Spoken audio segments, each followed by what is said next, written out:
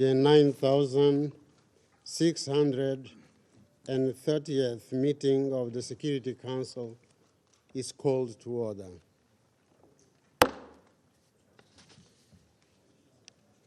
The provisional agenda for this meeting is non-proliferation. The agenda is adopted. In accordance with Rule 37 of the Council's Provisional Rules of Procedure, I invite the representatives of Belarus, Democratic People's Republic of Korea, Nicaragua, and the Syrian Arab Republic to participate in this meeting. It is so decided. The Security Council will now begin its consideration of item 2 of the agenda. Members of the Council have before them document S/2024/383, the text of a draft resolution submitted by Belarus, China, Democratic People's Republic of Korea, Nicaragua, the Russian Federation, and the Syrian Arab Republic. The Council is ready to proceed to the vote on the draft resolution before it.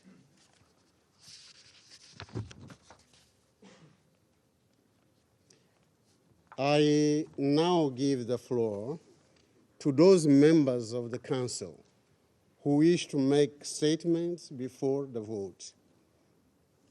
And I give the floor to the representative of the Russian Federation. Господин председатель, Mr. President, все мы помним, как we all 24 remember on the апреля 24th of в этом April, зале in Соединенные this Штаты, chamber, the Япония и United их States, Japan, and союзники the allies так и не смогли were объяснить, unable to какова explain добавленная ultimately what the added value стоимость was их проекта behind their резолюции по draft размещению resolution on the оружия placement of массового weapons of уничтожения в mass космосе, destruction in outer space, подтверждающего reaffirming обязательства, и the так возникающих у obligations всех which подписантов arise договора о ultimately for космосе all signatories to the 1967 года. 1967 Outer Space Treaty. Не смогли они They were вразумительно unable аргументировать и to свой argument отказ in a включить reasonable way проект, their refusal to предложенные нами introduce in the положения по draft the proposal we предотвращению had гонки вооружений в on космосе, preventing an arms race in outer придававшие space, документу хоть which made the какой-то смысл. document, which added some sense of purpose to this document. Голосование выявило The единственную vote подоплеку западной showed that инициативы. the Western Initiative had a Постараться single выставить Россию в motivation to невыгодном attempt свете to и portray the Russian безосновательно Federation in приписать unfavorable нам light and to планы действий, которых in an у нас нет. unsubstantiated way to assign to us a certain plan of action which we do not have. Эта ситуация This стала is a большим situation ударом that по международным усилиям, that dealt a major направленным blow на to то, чтобы international сохранить efforts geared космос мирным. towards keeping outer space peaceful. Однако, поскольку However, предотвращение гонки insofar as вооружений в preventing an arms космосе и race in outer сохранение space and космического keeping пространства для space исключительно мирных целей является для peacefully for нас абсолютным peaceful императивом, purposes is it a мы paramount решили priority дать for нашим us. We западным decided to коллегам provide our еще один Western шанс colleagues не with на another словах, а на opportunity, деле not in доказать мирный word, but характер своих indeed to намерений. demonstrate the peaceful nature of their intentions. Для этого мы For подготовили that альтернативный purpose, проект we резолюции drafted Совета an alternative Безопасности, draft Security который, Council в resolution. отличие от явно This, политизированного unlike the blatantly американо-японского, politicized American позволит Japanese гарантировать resolution, will исключительно help to мирное guarantee the освоение exclusively космоса, peaceful мирное exploration исследование и and использование use космоса. of outer space. Мы верим в то, что мирное We are освоение confident that the космоса, peaceful ставшее use of outer символом space, which became a symbol грандиозных of grandiose достижений науки и техники, achievements in science and призвано служить technology, is эффективным intended средством to решения serve as an многих effective глобальных means проблем, for в том числе resolving проблем many global экономического problems, развития. including issues related to economic development. К этому мировое To сообщество this, the стремится вот уже international community полвека. has been striving for more than half a century now. Мы также убеждены в We also необходимости are не допустить persuaded of the превращения need to космоса prevent в the еще одну transformation арену of outer вооруженного space into yet противостояния и another войны. arena for confrontation and Сейчас, как warfare. никогда важно, Now, more than ever чтобы before, полное it is исключение necessary космоса for из сферы гонки space to вооружений completely и be его precluded from the сохранение для arms мирных целей race, for it to be preserved стали for peaceful признанной purposes, and for these to общепризнанной become международной нормой. universally recognized international international premises. Представленный нами The проект draft имеет resolution we всеобъемлющий submitted характер is и comprehensive in содержит nature. It общеизвестные contains положения, well-known отражающие provisions which интересы и reflect чаяния the interests and подавляющего большинства aspirations государств of the членов ООН. overwhelming majority of the members of the United Благодаря его Nations. широкому Thanks охвату to its он broad нацелен на scope, it is geared подтверждение towards государственных reaffirmation обязательств of не state использовать obligations космос not для to use размещения outer space любых for the видов placement of вооружений, any включая forms of оружие weapons, массового including уничтожения. weapons of mass destruction. К слову, это именно тот язык, Incidentally, который this is specifically the американские language which the коллеги U.S. под надуманными colleagues, with предлогами trumped-up демонстративно pretext, отказались включать demonstrably текст своей резолюции refused Совета to Безопасности incorporate с into самого their начала. draft resolution at the Security Council from the very beginning. Проводя работу по Having документу, мы conducted work on the ответственно подошли document, к we учету responsibly замечаний всех approached членов Совета. the taking into account the Скажу concerns of больше, all мы members. пошли на And уступки I would западным further коллегам и note даже that we сняли made accommodations to принципиально Western важное colleagues, even упоминание lifting в a тексте principled российско-китайского important проекта reference in the договора text of the о Russian-Chinese draft неразмещении оружия в космосе. treaty on the non-placement of weapons in outer space. К слову, указанный документ Incidentally, остается this на столе document переговоров в remains on the рамках negotiating конференции по table as part разоружению в of the Женеве. Conference on Disarmament in Geneva. При этом At the упомянутый same time, the проект договора above-mentioned draft по-прежнему treaty сохраняет свою актуальность и retains востребованность relevant и and рассматривается как necessary, and основа it для is будущих regarded as переговоров the по basis for многостороннему future юридически negotiations on the обязывающему multilateral, legally инструменту по binding предотвращению instrument to гонки prevent an arms race in вооружений в outer космосе. space. Уважаемые коллеги, проект Distinguished colleagues, резолюции the имеет draft чрезвычайное resolution is значение exceptionally в significant контексте in тех the вызовов, с context of которыми those мы сталкиваемся challenges в космосе. which we are encountering in outer space. Принятие данного The проекта adoption of резолюции this draft позволит resolution подтвердить will наше help to коллективное reaffirm обязательство our сохранить collective мирную duty природу to keep космического пространства, a а peaceful также space, внести to существенный keep outer вклад space в деле peaceful, укрепления and to make a международного мира и meaningful безопасности. contribution to the reinforcement of international peace and Сегодняшнее security. голосование – это Today's своего рода vote момент is a истины для unique наших moment западных of коллег. truth for our Western colleagues. Если они его не If they поддержат, то со fail всей to support очевидностью this, then they распишутся в will том, что clearly их задачей, show основной that their задачей, main остается priority сохранение свободы remains собственных keeping рук freedom для of leeway for ускоренной милитаризации themselves космоса. to expedite the militarization of Это outer будет space. особенно This would очевидным be с учетом того, particularly что все blatant in light of the fact подвигающиеся that Соединенными all Штатами of и the Японией положения provisions о introduced by the неразмещении U.S. and Japan оружия on массового non-placement of уничтожения в космосе, WMDs in включая outer ядерное space, оружие, including в nuclear нашем weapons, проекте сохранены have без been каких-либо preserved изменений. in our draft without any changes whatsoever. Призываем всех We ответственных urge all участников космической conscientious деятельности поддержать наш participants in проект. outer space activity to support this initiative. Thank you. I thank the representative of the Russian Federation for their important statement. I now give the floor to the representative of the United States. Thank you, Mr. President. Colleagues, we are here today because Russia seeks to distract global attention from its development of a new satellite carrying a nuclear device. On April 24, Russia vetoed a resolution supported by 13 members of the Security Council that called on all member states not to develop nuclear weapons specifically designed to be placed in orbit. That resolution, which was a product of nearly 2 months of constructive negotiations and co-sponsored by 65 countries, reflected a simple reality. Placement of a nuclear weapon into orbit would not only violate the Outer Space Treaty, it would also threaten human spaceflight, as well as the vital communications, scientific, meteorological, agricultural, commercial, and national security services that any and all satellites provide to people around the globe. We have heard President Putin say publicly that Russia has no intention of deploying nuclear weapons in space. If that were the case, Russia would not have vetoed that resolution. Over the past several weeks, and following widespread condemnation from a geographically diverse group of member states in the General Assembly on May 6, Russia has sought to distract from its dangerous efforts to put a nuclear weapon into orbit. The culmination of Russia's campaign of diplomatic gaslighting and dissembling is the text before us today. Drafted through a hasty process that did not take into account legitimate, repeated, and shared concerns by a majority of this Council, Russia's resolution does not achieve the simple task that we set out to achieve several months ago: reaffirm the basic obligations of the Outer Space Treaty and avoid a nuclear arms race in space. Consequently, the United States will not support this disingenuous resolution. We urge the Council to reject it and instead reiterate our call for Russia to join every other member of this Council in supporting the common sense, straightforward text that dozens of member states supported only 4 weeks ago. Again, Russia does not want the Security Council to focus on its dangerous actions in space. Its veto then requires that we be skeptical of its statements today and its intentions in putting forward this resolution. It's also vital we not lose track of some simple facts. First, rather than enhance arms control, the Russian text put forward today would narrow the scope of efforts in other United Nations bodies in a way that would be detrimental to preventing an arms race in outer space. Second, by seeking to use this resolution to put forward language on other topics that Russia knows does not have consensus support in this Council, Russia's text also distracts from affirming the important obligations of all 116 states parties to the Outer Space Treaty, including that no nuclear weapons or other weapons of mass destruction be put into orbit. Third, the text that Russia vetoed on April 24 went to great lengths to address every Council member's concerns in a broader and more inclusive manner than what Russia has forced on the Council today.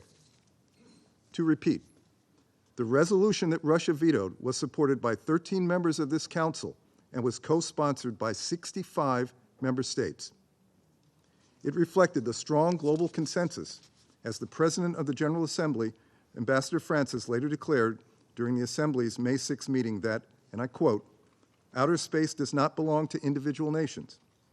Its peaceful and sustainable use is not subject to national appropriation and must be a place of peace and cooperation for the benefit and in the interest of all countries," unquote. The United States could not agree more. For our part, the United States will continue to demonstrate how space activities can be conducted in a responsible, peaceful, and sustainable manner in order to preserve the benefits of space for current and future generations.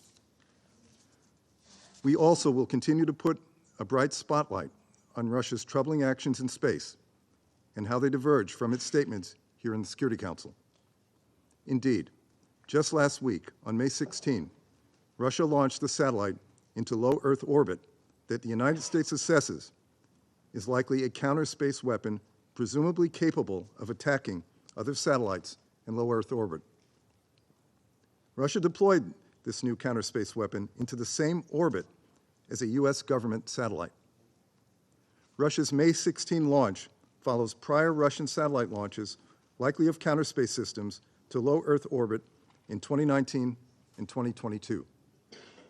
Colleagues, I urge you to vote no on this distraction and to join us in pressing Russia to cease its obstruction here in the Security Council.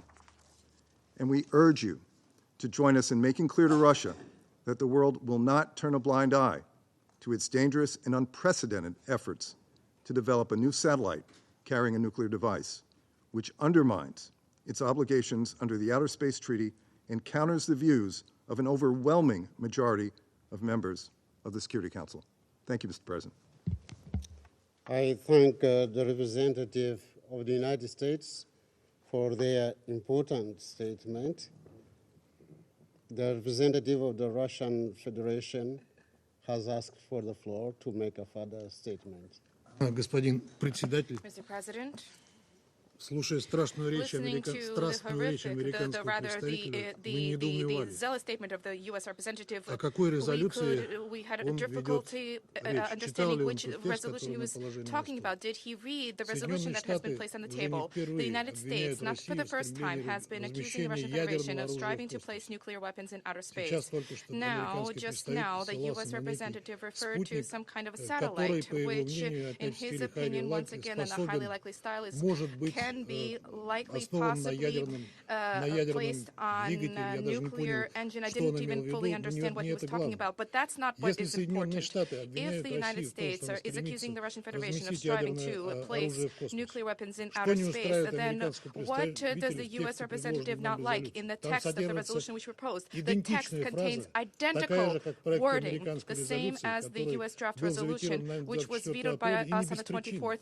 April, Потому and что for тот good проект reason, резолюции, because который that представили draft resolution, на which представила you делегация Соединенных submitted, Штатов, the U.S. delegation submitted, ограничивал сферу limited the охвата scope резолюции of лишь the орудием массового resolution уничтожения. merely to weapons of Мы mass предлагаем destruction. We are резолюцию, now которая proposing a охватывает как resolution which оружие encompasses массового both уничтожения, так и WMDs все виды and других all вооружений в forms космосе. of other Мы weapons in говорим о outer space. недопущении We are talking about гонки вооружений в космическом preventing пространстве. an arms race in Пусть outer space. американский Let представитель, the если U.S. сможет, representative, if he попытается can, объяснить нам, try to explain в to чем он us видит дефекты where нашей he резолюции, sees поскольку the она defects in our полностью, resolution практически insofar as полностью it almost повторяет текст, virtually предложенный is identical to the Соединенными text Штатами, и of the дополняет его resolution proposed by the всеми U.S. видами and supplements всеми it другими with видами вооружений, all которые мы other считаем forms of weapons which которые мы считаем не могут быть we размещены в believe космосе. must not be Благодарю вас. placed in outer space. Thank you. I thank the representative of the Russian Federation for their statement. The representative of the United States has asked for the floor to make a further statement. You have the floor. Thank you, Mr. President. I apologize for taking the floor, but I obviously need to respond to the remarks made by the Russian representative. In answer to his question, yes, I read your bad text.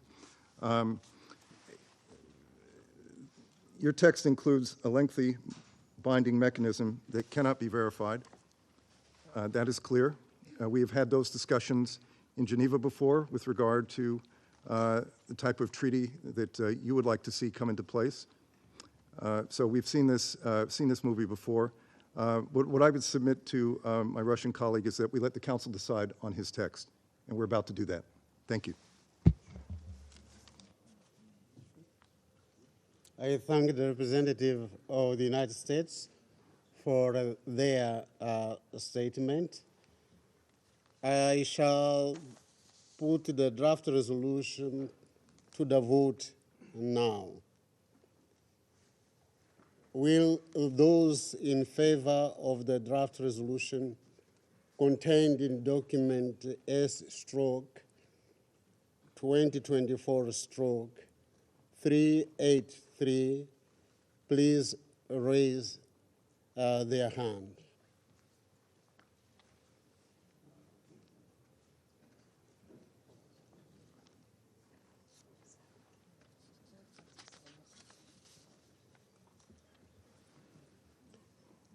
Those against?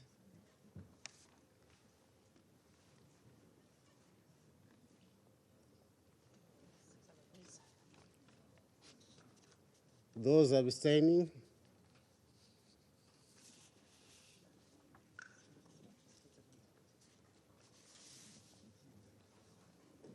The result of the voting is as follows: 7 votes in favor, 7 votes against, 1 abstention.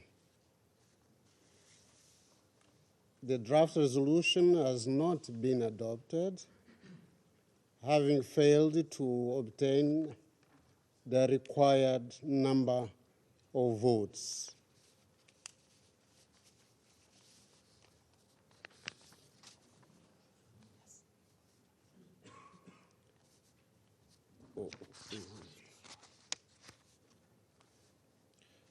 I now give the floor to those members of the Council who wish to make statements after the vote. The first on the list is the representative of Algeria. You have. Mr. President, Algeria voted in favor of the draft resolution as it aligns with our long-standing position on the peaceful use of outer space and the prevention from its weaponization. As outlined in our constant position, Algeria firmly believes that outer space is the common heritage of humankind.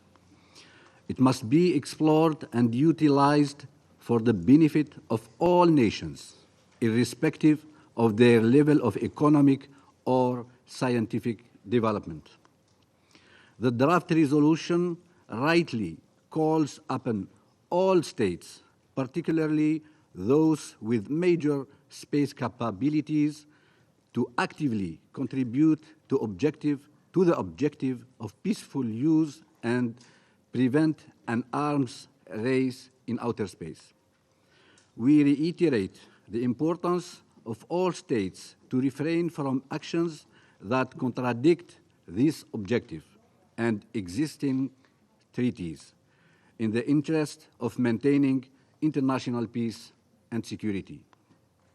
The text commendably made reference to key documents such as the Outer Space Treaty, the NPT, and the Space 2030 Agenda, underlining the importance of international law and the crucial role of the Conference on Disarmament in negotiating multilateral agreements.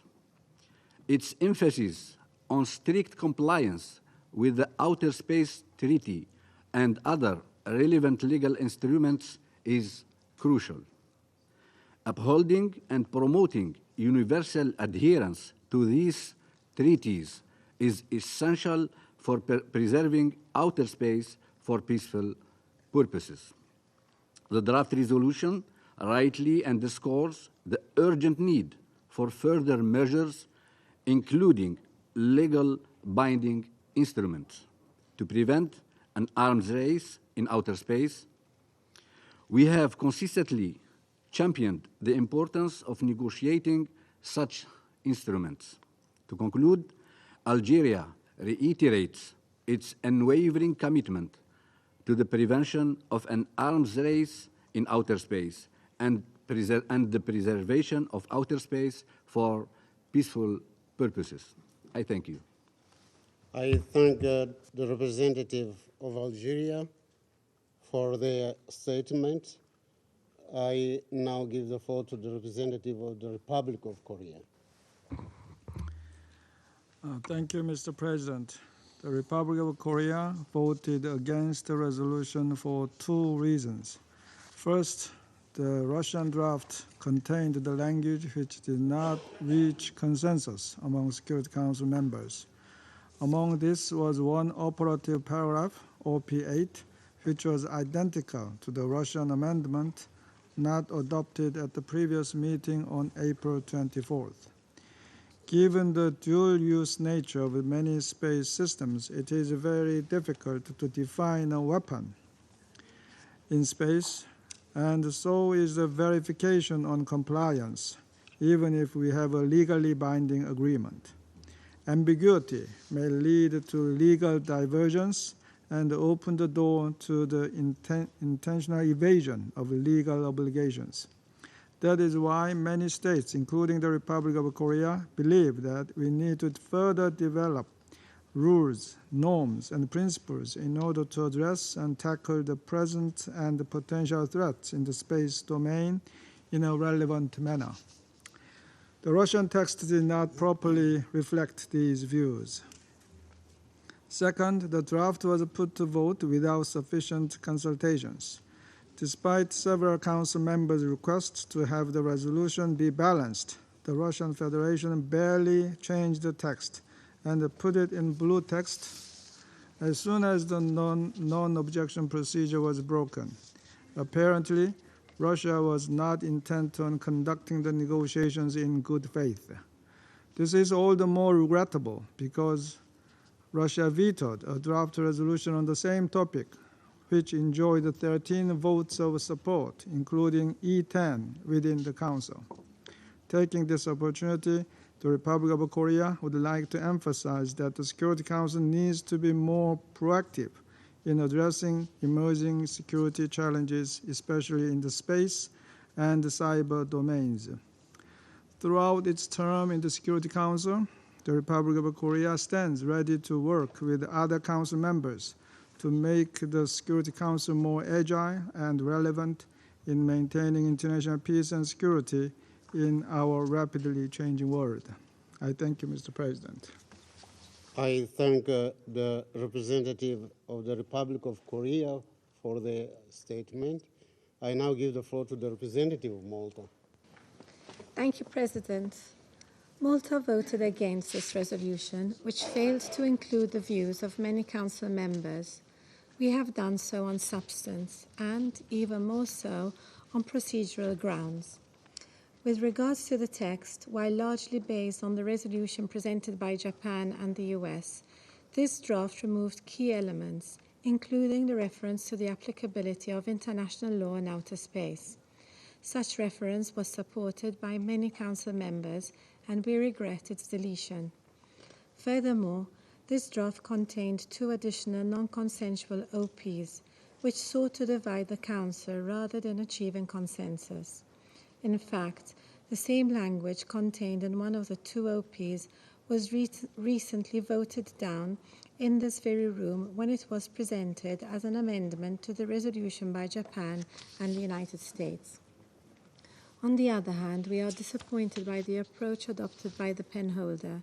It is regrettable to see that a permanent member first vetoed a resolution on this topic, stressing that the Council should not discuss outer space and should not reaffirm existing obligations, only to then present its own draft on the same topic. Moreover, after only 1 round of consultations, it placed under silence a text that failed to address almost all of the concerns expressed by other members. This is not striving for consensus. This is not how we advance the interests of the wider UN membership. Initiatives like this only contribute to discrediting this body. As we have said before, we had a timely opportunity to adopt the first Security Council resolution on outer space and reaffirm the principles of the Outer Space Treaty. We missed this when the resolution was vetoed last month. Our collective goal is to ensure that outer space remains a peaceful domain for the benefit of all humankind. As space capabilities continue to increase, we believe that this Council should play a role in addressing these threats to international peace and security. To conclude, we once again reaffirm our principled position against all nuclear weapons and WMDs in outer space, on Earth, and anywhere. We stand ready to engage constructively on outer space discussions in all relevant fora, including the Security Council. Thank you. I thank the representative of Malta for their statement. I now give the floor to the representative of Japan. Thank you, Mr. President. Let me begin by reminding you all of what our Russian colleague stated in this chamber just a few weeks ago. He stated in this chamber, quote, "The discussion of space security issues and the decisions taken should be comprehensive and should involve all the UN members. Otherwise, this is nothing but an obvious attempt to impose the opinion of UN Security Council members on the rest of the UN membership." End of quote. The same delegation now proposed a draft resolution on outer space security to this Council, which the rest of the UN membership would not accept. We cannot find consistency in their approach. Throughout the negotiation on this draft text, our delegation made its best efforts to find compromise by offering concrete proposals to converge the divergent views among the Council members. We regret that the penholder did not fully take into account such constructive suggestions and decided to put forward a text with a number of divisive elements. For example, on the prevention of arms race in outer space, while there is consensus to take further measures and appropriate international negotiations in accordance with the spirit of the Outer Space Treaty at this stage, there is no consensus among UN member states on a specific way forward. That is why the General Assembly and the Conference on Disarmament continue to discuss this important issue. Maintaining the peaceful nature of outer space is greatly relevant to the work of the Security Council. However, we believe the Council should complement the efforts made in other relevant fora rather than preempting or prejudging the result of such efforts. Japan reiterates its strong commitment to ensuring the security, stability, and sustainability of outer space and the objective of preventing an arms race in outer space. However, significant challenges remain in defining and verifying a weapon in outer space. This derives from the dual-use nature of space objects and technologies, as well as the need to address space threats in a comprehensive manner.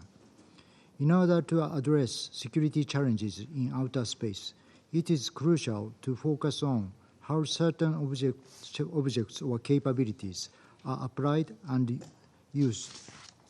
Based on this position, we voted against on today's voting. Before concluding, there's another note I would like to emphasize. This draft resolution in OP7 calls upon UN member states not to develop nuclear weapons or any other kinds of WMD specifically designed to be placed in outer space. We are pleased to see that the proponents of this resolution are now ready to proactively commit to this important principle, which Japan and the United States wanted to deliver in our draft resolution presented last month. Outer space must never be an arena for a nuclear arms race. I thank you. I thank the representative of Japan for their statement. I now give the floor to the representative of Switzerland. Monsieur le Président, garantir l'utilisation pacifique, sûre et durable de l'espace extra-atmosphérique contribue à notre sécurité et à notre prospérité. C'est un intérêt commun de tous les États. Il incombe non seulement aux organes dédiés, mais aussi à ce Conseil de préserver l'espace pour les générations futures. La Suisse insiste sur le fait que les différentes approches de la sécurité spatiale sont complémentaires.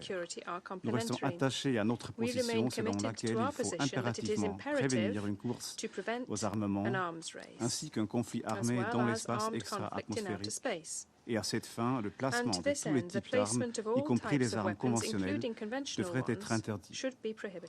Pour atteindre ces objectifs, nous pensons qu'il est nécessaire de développer des normes relatives au comportement responsable, ainsi que des instruments juridiquement contraignants.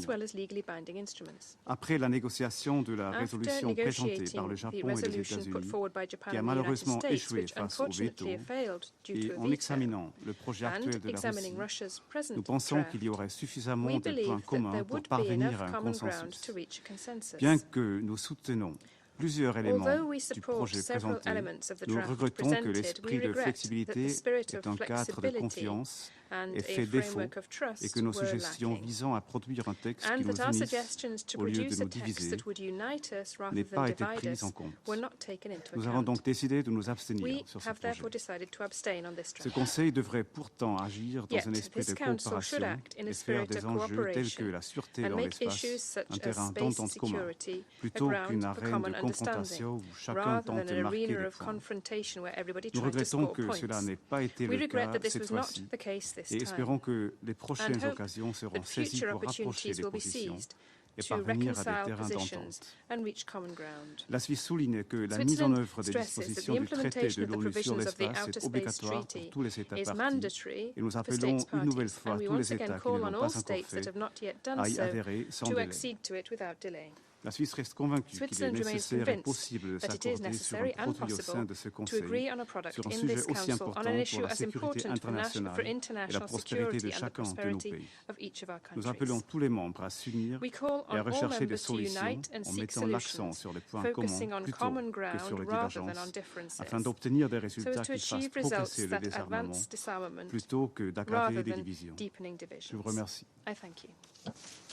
I thank the representative of Switzerland for their statement. I now give the floor to the representative of the United Kingdom. Thank you, President. The United Kingdom is committed to preventing an arms race in outer space.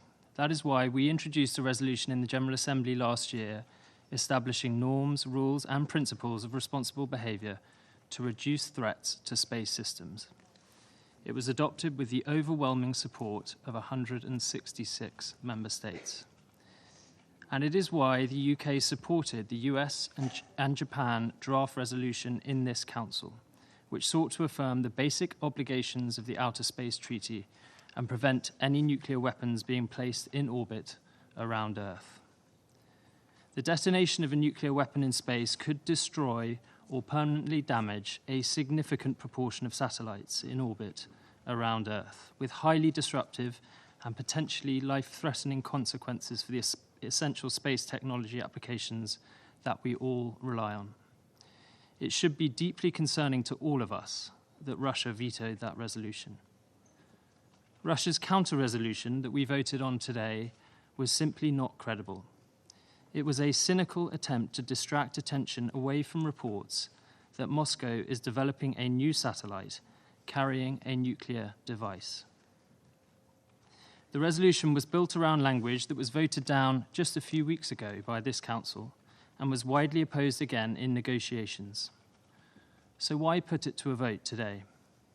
This was not a serious attempt to address the security of space, and Russia knows very well its proposals were not verifiable or enforceable. Coming from a country which has flouted so many obligations in arms control, this raises the red flag. Let me remind you of Russia's recent track record. Plans to withdraw ratification of the Comprehensive Test Ban Treaty, withdrawal from Open Skies and the Comprehensive Forces in Europe treaties, suspending participation in New START, violating the Intermediate Nuclear Forces Treaty and the Chemical Weapons Convention, and, of course, breaching this Council's resolutions on Iran and DPRK. Colleagues, we need to redouble efforts to avoid an arms race in outer space and to ensure our collective security. That requires serious, good faith discussion about the arms control architecture. We remain ready and willing to engage in those as a matter of urgency. Thank you. I thank the representative of the United Kingdom for their statement. I now give the floor to the representative of Guyana. Mr. President, Guyana voted in favor of the draft resolution titled The Prevention of an Arms Race in Outer Space and Outer Space Security, presented by the Russian Federation. We supported the draft resolution as it is consistent with our positions on General Assembly Resolution 78/238 and Draft Security Council Resolution S/2024/302, which was presented by Japan and the United States less than a month ago on the prevention of nuclear weapons in outer space, but unfortunately was not adopted due to Russia's veto. As a nation committed to the equitable and peaceful use of outer space, we recognize the importance of this draft resolution call for space to be free from all weapons. The prospect of weaponizing this domain poses a grave threat not only to global security, but also to the future of humanity's shared heritage in space. In this regard, we believe the draft text, which was not adopted, could have contributed to averting this grave threat. Guyana underscores that outer space must remain free of all weapons, including weapons of mass destruction.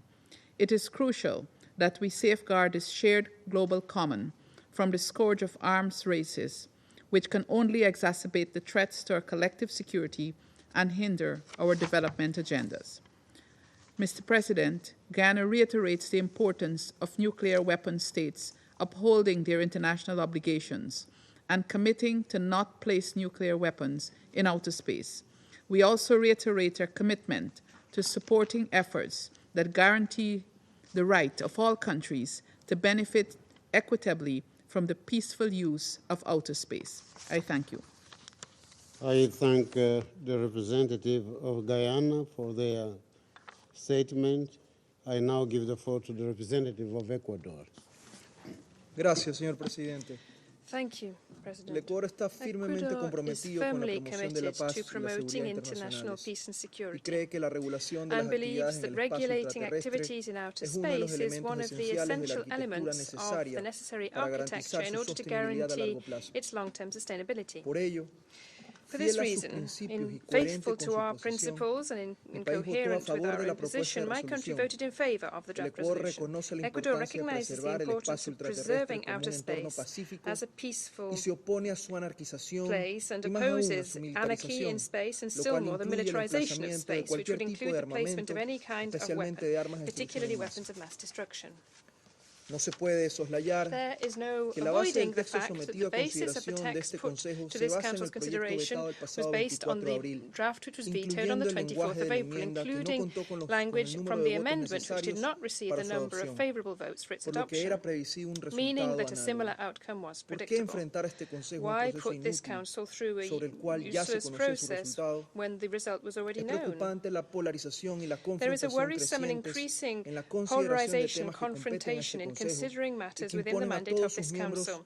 Such matters confer upon its members an individual and collective responsibility to seek constructive solutions to face global challenges, including the questions of weapons in outer space. We must not politicize the Security Council and use it as just one more arena which exposes today's geopolitical tensions. To conclude, President, I reaffirm Ecuador's commitment to continue to act in accordance with the principles of the Charter of the United Nations upon the basis of dialogue and cooperation between its members. I thank you. I thank the representative of Ecuador for their statement. I now give the floor to the representative of France.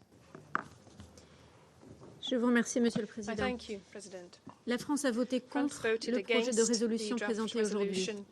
Nous déplorons la méthode d'obstruction qui a été employée par la Russie, qui ne cherchait manifestement qu'à diviser le Conseil et à renverser la responsabilité de l'échec de ce projet de texte sans sincèrement soutenir les objectifs.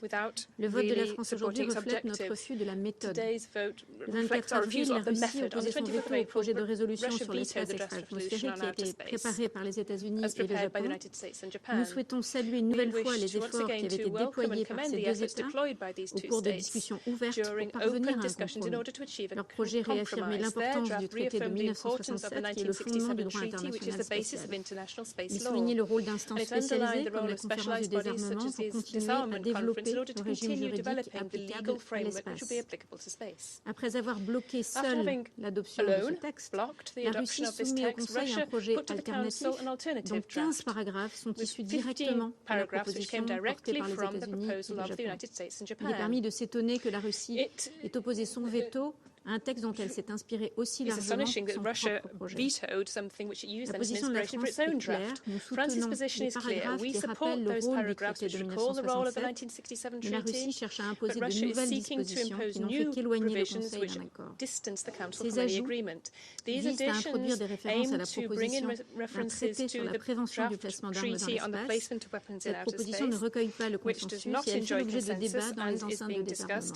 La France nourrit des réserves à l'égard de cette proposition de traité qui se heurterait à l'écueil de la définition des termes et de la mise en place de mécanismes effectifs de vérification. Lors des négociations sur ce projet de résolution, nous avons appelé, comme de nombreux autres membres du Conseil, à ne pas préjuger des débats en cours dans les enceintes de désarmement. Dans un esprit de compromis, nous avions accepté que le projet ne mentionne pas la réduction des menaces spatiales par la définition de normes de comportement responsables, alors que 170 États avaient soutenu la résolution promouvant cette approche en première commission de l'Assemblée générale. La Russie, pour sa part, a persisté à vouloir introduire dans le texte cette proposition de traité et elle savait qu'une majorité de membres du Conseil ne la soutenait pas. C'est ce refus de négociation, tout comme le veto qu'elle a utilisé il y a quelques semaines, qui permettent de douter de la crédibilité de la Russie lorsqu'elle prétend unir la communauté internationale dans la négociation d'un accord sur la prévention d'une course aux armements dans l'espace.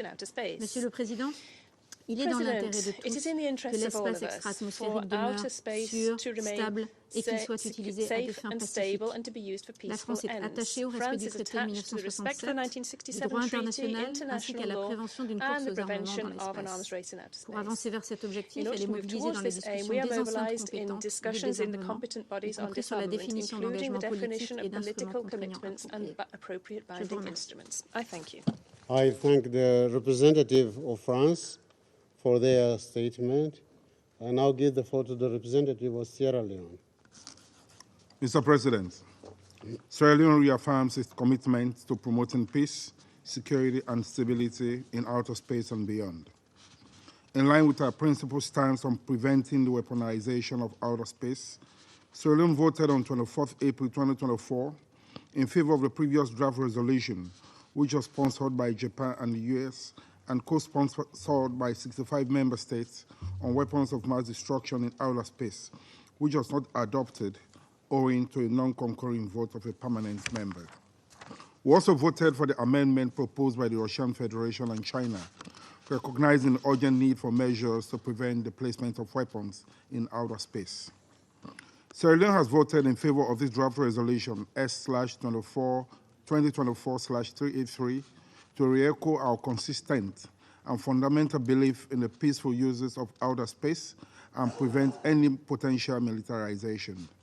We observe that the draft resolution sponsored by the Russian Federation largely comprises elements of the draft Security Council resolution co-authored by Japan and the US, which was not adopted.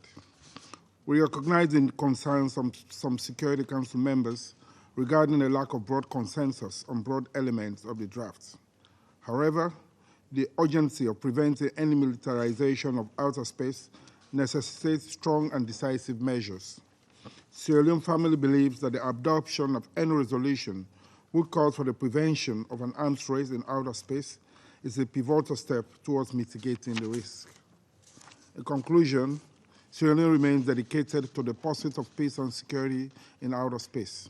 Our vote in favor of the draft resolution signifies our commitment to maintaining outer space as a sanctuary for peaceful activities, free from threats, military confrontation, and conflict prevalent on Earth, a realm where humanity can unify in the pursuit of knowledge, exploration, and mutual advancement.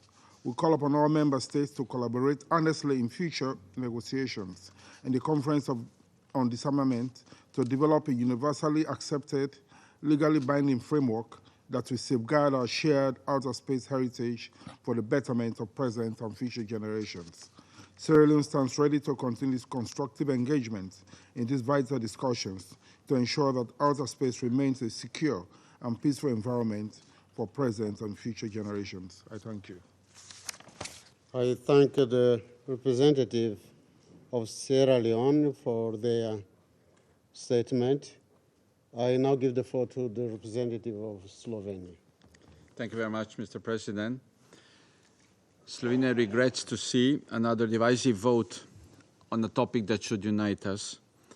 Slovenia engaged in good faith, with openness and flexibility, in the negotiations of this resolution, with the aim to ensure a safe and secure space environment. We proposed a number of amendments, however, none of our concerns were taken on board. We underlined that the international space law, with the Outer Space Treaty at its center, represents the cornerstone of the global governance of outer space. They include central provisions on the prevention of an arms race in outer space, with the prohibition of placement of weapons of mass destruction above Earth's atmosphere. These obligations need to be reiterated and strengthened in order to avoid potentially harmful interference with the peaceful exploration and use of outer space.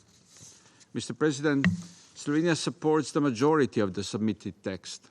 However, the proposal put forward by the Russian Federation does not effectively address the many challenges associated with the prevention of an arms race in outer space, and would, in our view, have ambiguous implications for the security of outer space. And for these reasons, we voted against this resolution. That being said, Slovenia remains steadfast in its commitment to the prevention of an arms race in outer space. It supports strengthening of existing commitments through norms, rules, and principles of responsible behavior, as well as legally binding measures. We reaffirm our dedication to engaging constructively in all efforts aimed at ensuring the peaceful use of outer space for the benefit of present and future generations. We urge all spacefaring nations to exercise restraint and refrain from actions that could lead to weaponization of outer space. We appeal to them to demonstrate responsible behavior in order to secure a peaceful and sustainable use of outer space. Thank you.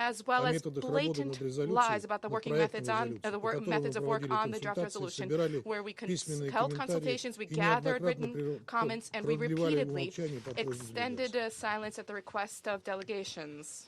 At the same time, through today's vote was a defeat for all of those who, like the Russian Federation, are trying to avoid a confrontation leading to a conflict in near space orbit.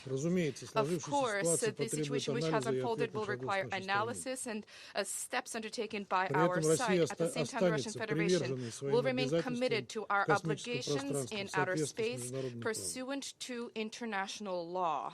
And incidentally, this is something which the U.S. representative rightly referred to. We repeatedly reaffirmed and continue to reaffirm our obligations. Despite the aggressive stance of the U.S. and allies, we will continue to work proactively along these lines, and we will spare no effort alongside relevant UN member states to keep space peaceful. Thank you. I thank the representative of the Russian Federation for their statement. I now give the floor to the representative of China. Thank you, President. President, outer space, a global public domain, has a bearing on the security and well-being of all humanity. Ensuring the peaceful attributes of outer space and promoting cooperation in outer space is the universal pursuit of the international community, as well as the shared responsibility of all member states. 60 years ago, the development and use of outer space began. Since then, the international community has been striving to improve the system of outer space governance. The 1967 Outer Space Treaty, OST for short, the first international treaty relating to outer space, establishes the important principles of peaceful use, free exploration, and international cooperation, while categorically prohibiting the deployment of WMDs in outer space, thus contributing in an important way to the maintenance of peace, security, and sustainability of outer space. Meanwhile, with the advancement of space technology, some new threats and challenges have emerged in outer space. A certain country has defined outer space as a, quote, war-fighting domain, unquote, accelerated the build-up of its space force and deploying anti-missile systems and offensive weapons in outer space. Though not explicitly prohibited by the OST, such acts exacerbate risks of conflicts in outer space, clearly violate the principle of peaceful use of outer space established by the treaty, and go counter against the international community's goal of upholding security in outer space and advancing the cause of its peaceful use. Given above-mentioned context, the General Assembly has adopted annually by an overwhelming majority a resolution calling on the CD to negotiate and conclude a treaty on arms control in outer space and to explicitly prohibit the placement of weapons of any kind in outer space, so as to provide a fundamental institutional guarantee for the maintenance of outer space security. This represents the mainstream voice of the international community in promoting the governance of outer space, and the CD has been engaged in ongoing and in-depth discussions on this issue. President, China is of the view that the Security Council can, pursuant to its own mandate, consider the issue of outer space security in an appropriate manner. But in doing so, it is important to reflect on the consensus of the international community to the greatest extent possible, with the objective of promoting mutual trust and cooperation among all parties on the issue of outer space, while supporting and complementing the relevant discussions taking place in specialized fora. Last month, the Security Council failed to adopt the draft resolution on outer space security proposed by the United States and Japan. Since then, Russia has put forward a new draft resolution. This draft resolution recognizes the role and contribution of the OST while addressing the gaps contained therein by explicitly prohibiting the placement of weapons of any type in outer space and calling for the early conclusion of a treaty on arms control in outer space. These elements have received support from more than two-thirds of UN member states at the General Assembly, hence capturing the widespread concerns and voices of the international community, the developing countries in particular. China supported and co-sponsored the draft resolution tabled by Russia. However, due to differences in the positions, the draft resolution was not adopted in the vote we just had. China finds this deeply regrettable.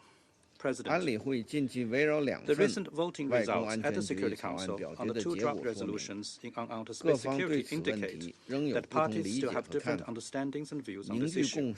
It will take some long-term effort to build consensus.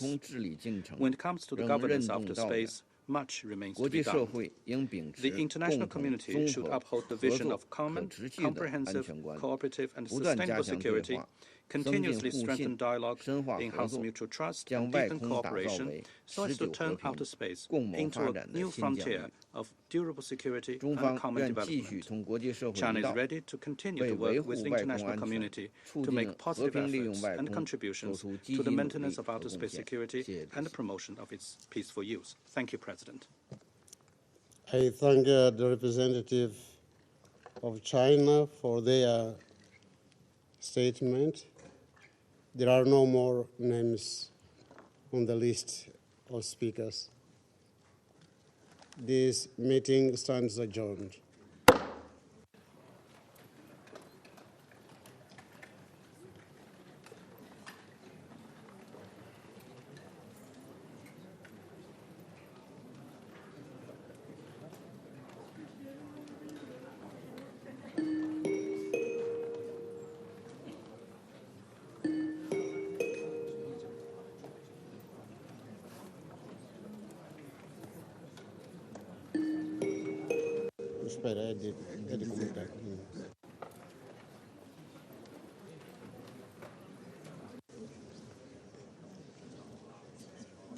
The 9,631st meeting of the Security Council is called to order.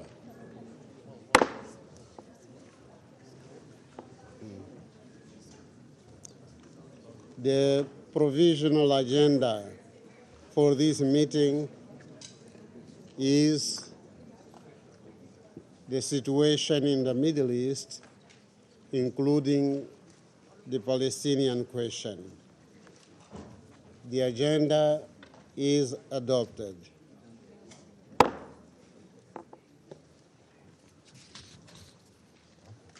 In accordance with the Rule 37 of the Council's Provisional Rules of Procedure, I invite the representatives of Egypt and Israel to participate in this meeting. It is so decided.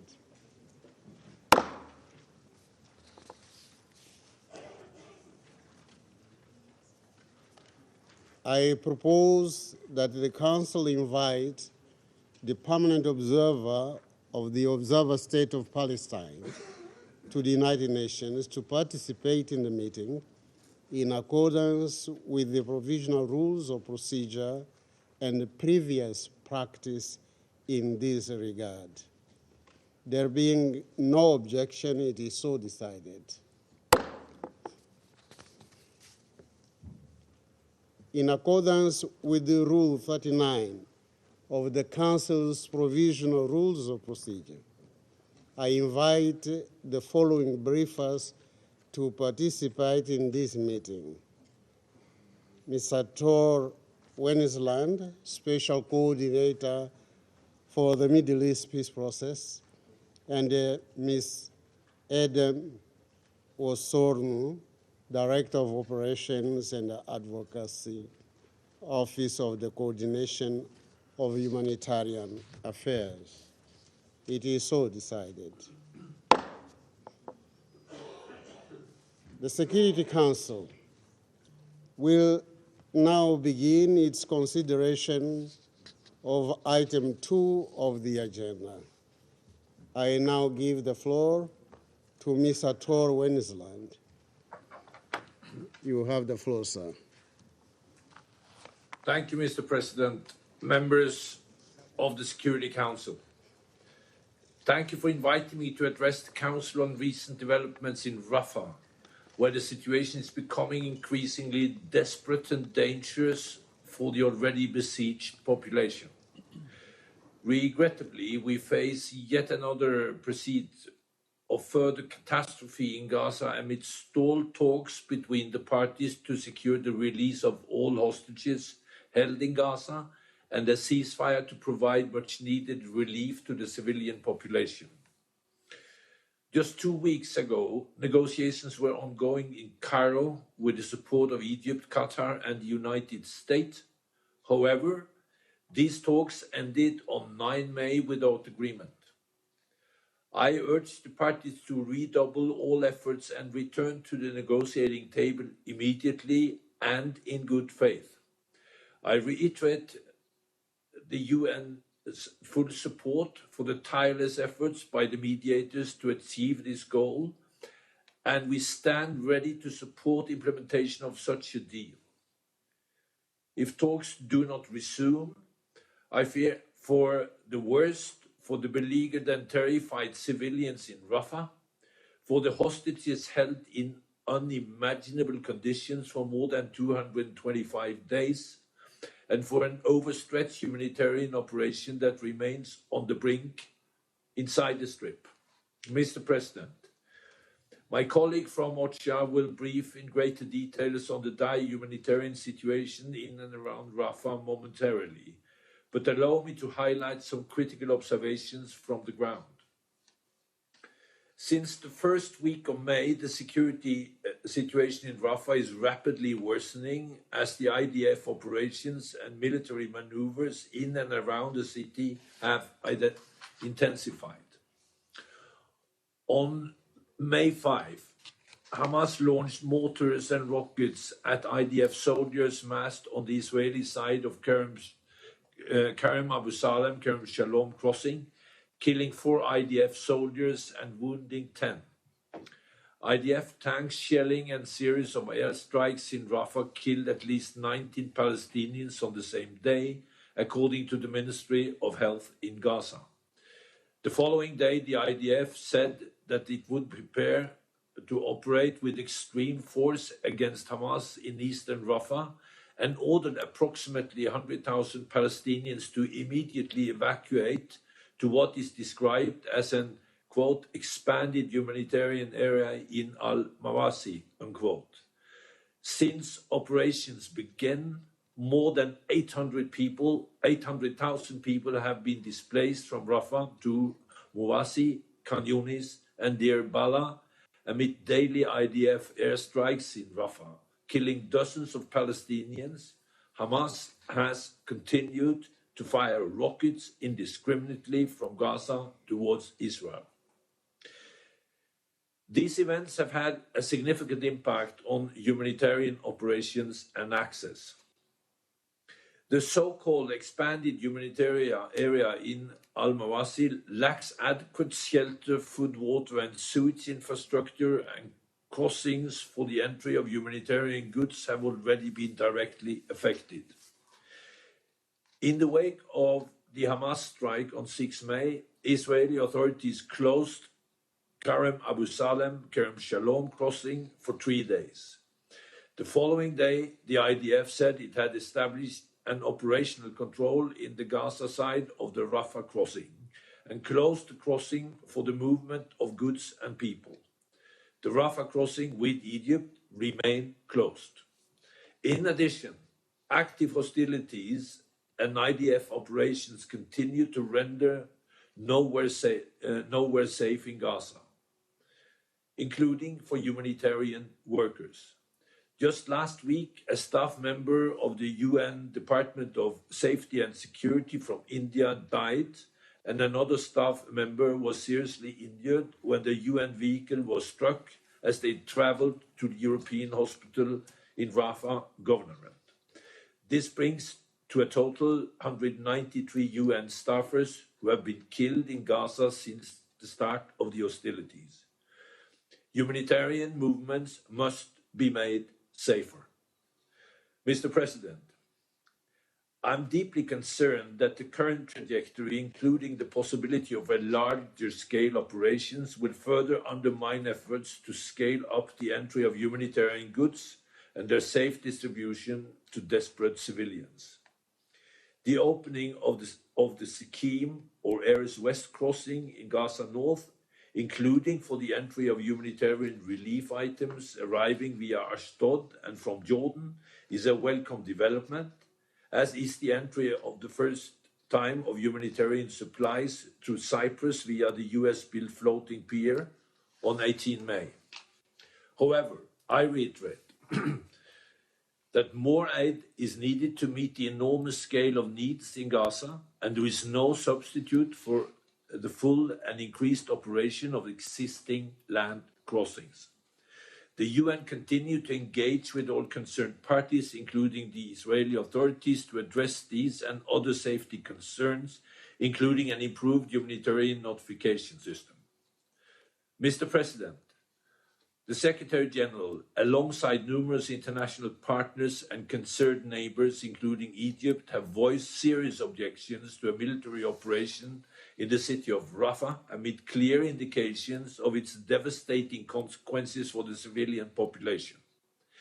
Saving lives and addressing the critical needs in Rafah and Gaza more broadly must remain our immediate priority, and I reiterate the Secretary General's call for a humanitarian ceasefire. At the same time, we must not lose sight of the risk that these immediate threats pose to the prospects for a resolution of this conflict and for the longer-term peace and stability in the region. I'm very concerned that the failure to reach a ceasefire in Gaza and a large-scale military operation in Rafah exacerbated the risk of escalating regional tensions.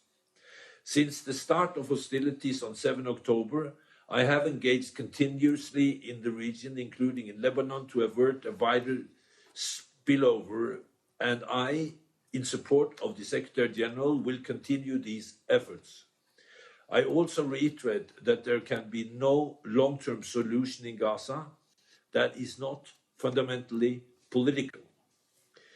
The new Palestinian government, with 8 ministers from Gaza, represent an important opportunity to support tangible steps toward unifying Gaza and the occupied West Bank politically, economically, and administratively. The international community should provide support to the new government to address its fiscal challenges, strengthen its governance capacity, and prepare it to reassume its responsibility in Gaza and, ultimately, govern the whole of the occupied Palestinian territory. The Palestinian Authority must also be an integral part of planning for Gaza recovery and construction. The devastation and misery of the past 7 months have reinforced a simple truth. Palestinians and Israelis can no longer wait to establish a viable political horizon to end the conflict and establish a two-state solution. Day after day, we are witnessing the deadly consequences of inaction. Now is the time to lay the foundations for a better future for Palestinians, Israelis, and the broader region. The UN will continue to support all such efforts. Thank you. I thank Mr. Wennesland for his important briefing. I now give the floor to Ms. Adam Osorno. Thank you, Mr. President, members of the Security Council. Thank you for this opportunity to brief you on the humanitarian situation in Gaza, which has only grown from more urgent amid ongoing Israeli ground operations in and around Rafah since 6 May. To be frank, we are running out of words to describe what is happening in Gaza. We have described it as a catastrophe, a nightmare, as hell on earth. It is all of these and worse. And living conditions continue to deteriorate as a result of heavy fighting, particularly in Jabalia and eastern Rafah, as well as Israeli bombardment from air, land, and sea. The number of casualties continues to increase by the day. According to the Gaza Ministry of Health, more than 35,000 people have now been killed in the violence and more than 79,000 injured. Around 17,000 children are unaccompanied or remain separated from their families. Let me note here also the Israeli military announcement last week that it had recovered the bodies of 4 Israeli hostages from Gaza. It is estimated that 128 Israeli and foreign nationals remain captive in Gaza, including fatalities whose bodies are withheld. And as you know, the extreme levels of violence have not spared the UN and humanitarian community.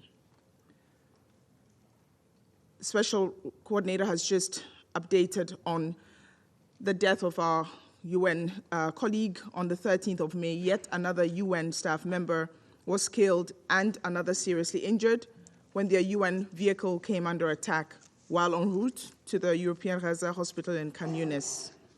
We lost a father, a husband, and a dedicated colleague with a distinguished career. This brings the number of UN staff killed in Gaza since the escalation of hostilities, again, as has been said, to 193 staff. We find it impossible to accept that people endeavoring to save lives are instead losing their lives, particularly as 1.1 million people face catastrophic levels of hunger and Gaza remains on the brink of famine. As of 18 May, just 10 bakeries are operational out of a total of 16 being supported by our humanitarian partners. However, it is expected that these will run out of stock and fuel within days if no additional supplies are received. The other 6 bakeries, all of which are in southern Gaza, have been forced to cease operation due to either shortages of fuel or because of ongoing hostilities. The healthcare system in Gaza is also under impossible strain. In Rafah, 21 medical points, 4 primary healthcare centers, and 4 hospitals are now inaccessible. In the north, 2 hospitals, 5 primary healthcare centers, and 16 medical points are inaccessible. These facilities all provided critical medical services, including trauma care, non-communicable disease management, kidney dialysis, and maternal and child health care. An estimated 14,000 critical patients currently require medical evacuation out of Gaza. Prior to the closure of the Rafah crossing, medical evacuations had reached approximately 50 patients per day.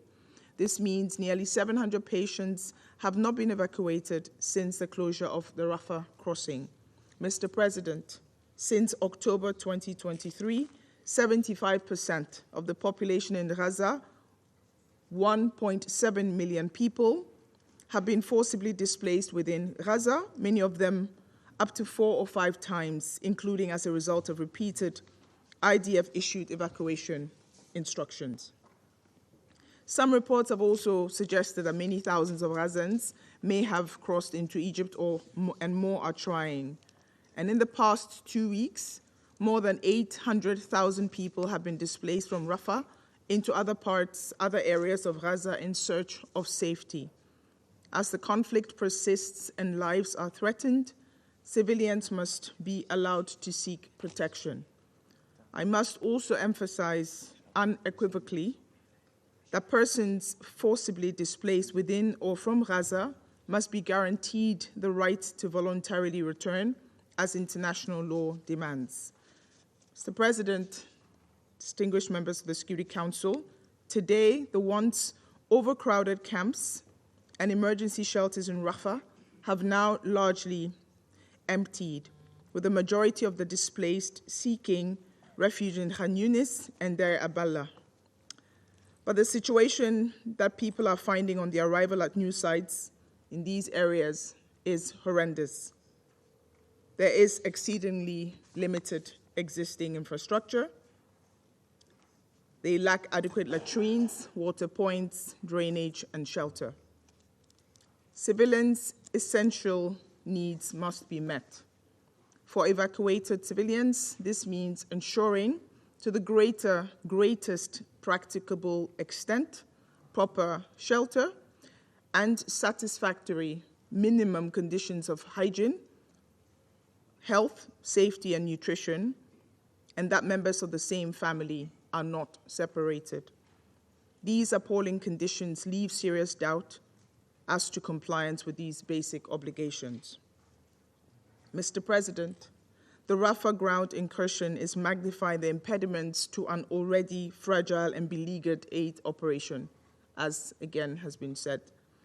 As of 17 May, the Rafah crossing remains closed and inaccessible for humanitarian cargo, fuel, and personnel movement. This has prevented the entry of 82,000 metric tons of supplies, including critical food items and medicines. Around 654,000 liters of fuel have entered the Strip since the Rafah operation began on the 6th of May.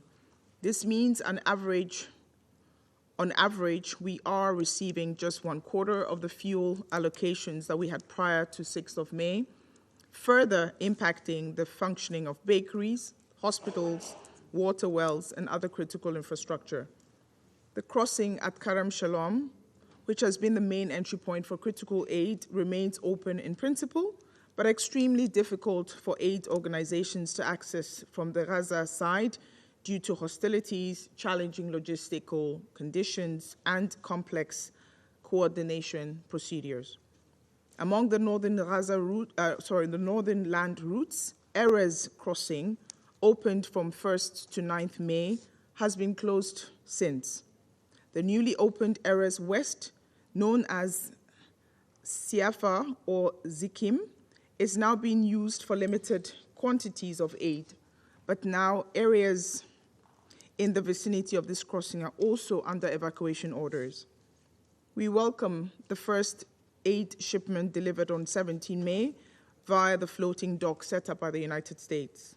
The maritime corridor, hosted by Cyprus in line with Resolution 2720, and with support from other member states, is an important adjunct to a comprehensive humanitarian operation in Gaza.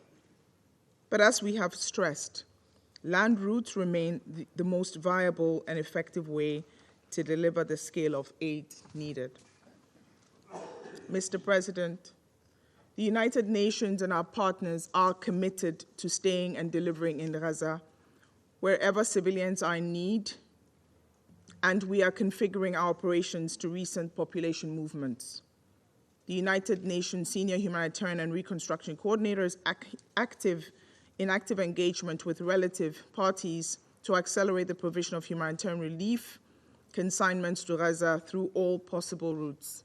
However, due to the current closure of the Rafah crossing and limited access via Karam Shalom and other crossings, right now we lack the supplies and fuel to provide any meaningful level of support.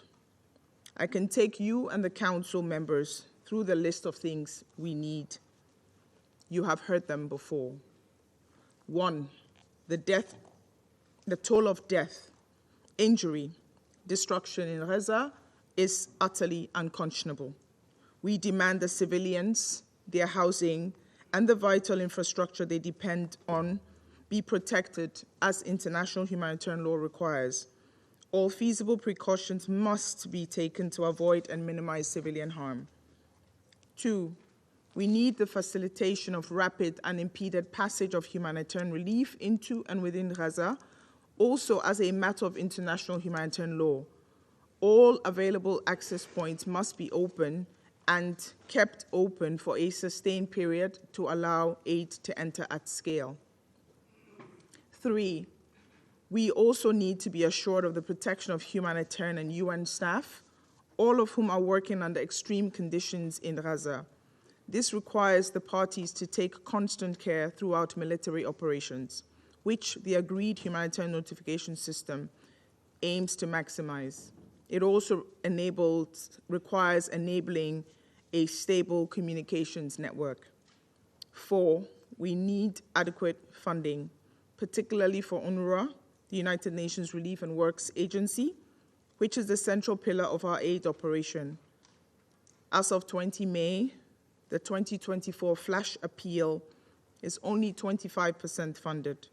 We urge donors to step forward with the funding received. we are grateful for the funding already received. But in all honesty, Mr. President, members of the Council, at this stage, and as has been said, it is only a humanitarian ceasefire and a halt in the ground incursion in Rafah that will fully protect civilians, create the conditions for humanitarians to work, to provide assistance at the scale required, and stem the endlessly deepening toll of this travesty in Gaza. So, our principal call today is for all parties, as a matter of urgency, to make genuine progress towards ceasefire, for the release of all remaining hostages, and for the Security Council and all member states to use their influence to bring this humanitarian catastrophe to an end. Thank you. I thank Ms. Osorno for our important briefing. I will now give the floor to those council members who wish to make statements. I give the floor to the representative of Algeria. Mr. President, I extend my sincere gratitude for convening this crucial meeting. My thanks also go to Mr. Winnesland and Madame Osorno for their insightful briefings. Mr. President, our deliberation today intervene at a critical juncture when 1.5 million Palestinians in Rafah face a looming death. Rafah is the last remaining area in Gaza that has not been completely destroyed. Rafah is the sole region where humanitarian actors could still operate. Rafah is now the final refuge for Gazans displaced from their homes. Rafah is the only place capable of hosting those rendered homeless, as all other regions lie in ruins. Rafah also hosts 3 of the last partially functional hospitals in Gaza. Rafah is a city of children where more than 600,000 have found refuge. Now faces unimaginable suffering and horror. Rafah is also adjacent to one of the main lifelines to transit aid to Gaza. By planning and launching the military operation in Rafah, the Israeli occupying power is executing a strategy of ethnic cleansing, killing Gaza's children, and extinguishing the hope for a better life. The Israeli military operation have already started.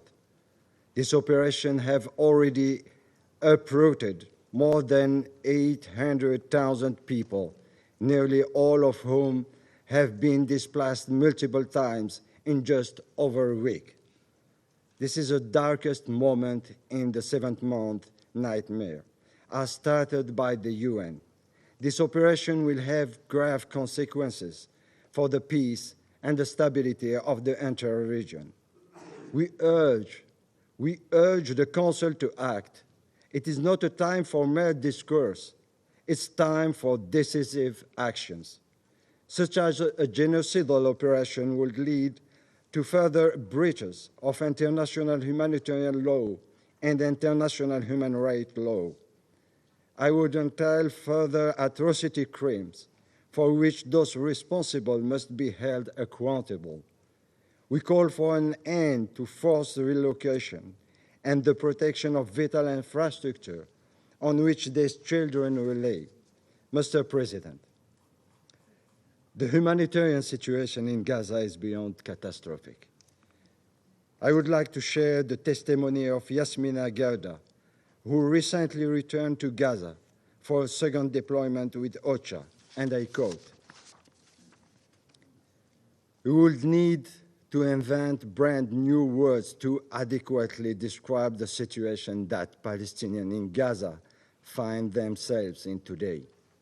No matter where you look, no matter where you go, there is destruction, there is devastation, there is loss. There is a lack of everything. There is pain. There is a just, incredible suffering. People are living on top of the rubble and the waste that used to be their lives. They are hungry. Everything has become absolutely unaffordable. Access to clean water is a daily battle. Many people haven't been able to change clothes in 7 months because they just have to fly with whatever they were wearing. They were given 10 minutes notice and they had to run away. Many have been displaced 6, 7, 8 times or more. End of quote. Mr. President, the occupying power now control all crossing points, including the Rafah crossing, pushing the population to unprecedented levels of deprivation. Today, literally no humanitarian aid enters Gaza. There is almost nothing left to distribute in Gaza. Despite declaring the mechanism of humanitarian aid established by Resolution 2720, finally operation through Jordanian and maritime corridors, the situation remained unchanged. The aid convoy coming from Jordan, which was supposed to be protected by the occupying forces, has been attacked by Israeli settlers. Its contents unloaded, burned, and destroyed in total impunity and under the protection of occupying forces. According to OCHA, only 33 trucks have successfully entered Gaza between May 10th and 7th, 2024. We salute the effort to explore different routes to ensure humanitarian aid reaches civilian population in Gaza. However, land routes are indispensable. All crossing points should be reopened without any further delay. Mr. President, what we are witnessing in Gaza is not a war. It's a genocide, a barbaric behavior born out of someone feeling totally immune to face the consequences. Given the prevailing climate of impunity, it is a high time for the international community, for this very Security Council, that to halt the hostility and establish an international inquiry mission to establish facts and ensure accountability. The children of Gaza, the women of Gaza, the people of Gaza deserve justice and the support of the international community. Inaction means abandoning them. Abandoning them means abdicating our humanity. I thank you. I thank the representative of Algeria for their important statement. I now give the floor to the representative of Slovenia. Thank you, Mr. President. On 13th of October, the first evacuation order was issued in Gaza. We saw haunting photos and videos of people packing their lives and leaving the north in long lines of cars, buses, animal-drawn carriages, or even just on foot, supposedly to safe areas. This was followed by a number of evacuation orders to new safe areas, over and over again. People fled to Deir al-Balah, to Khan Yunis, to Al-Mawasi, to Rafah. 1.7 million people fled. Many fled multiple times, 4 or 5 times we heard today, in search of safety and security. Thousands of them never reached safe areas. We condemn this loss of civilian lives. Colleagues, some of us have been calling for ceasefire for months. On 25th March, we finally collectively adopted Resolution 2728, demanding a ceasefire. This resolution was not respected by Hamas and neither by Israel. For the past few weeks, we have all been united in rejecting the prospect of a military operation in Rafah. Our calls are being ignored. Briefing after briefing, we are being told that there is no safe way to conduct a military operation in Rafah without killing civilians and causing huge human suffering. We are therefore deeply disturbed that calls by all Security Council members, on top of calls from global public and on top of ICJ order, are being ignored by Israeli leaders. And so we were confronted by new evacuation orders and the announcement of Israel of the intensification of the operation in this last safe resort in Gaza.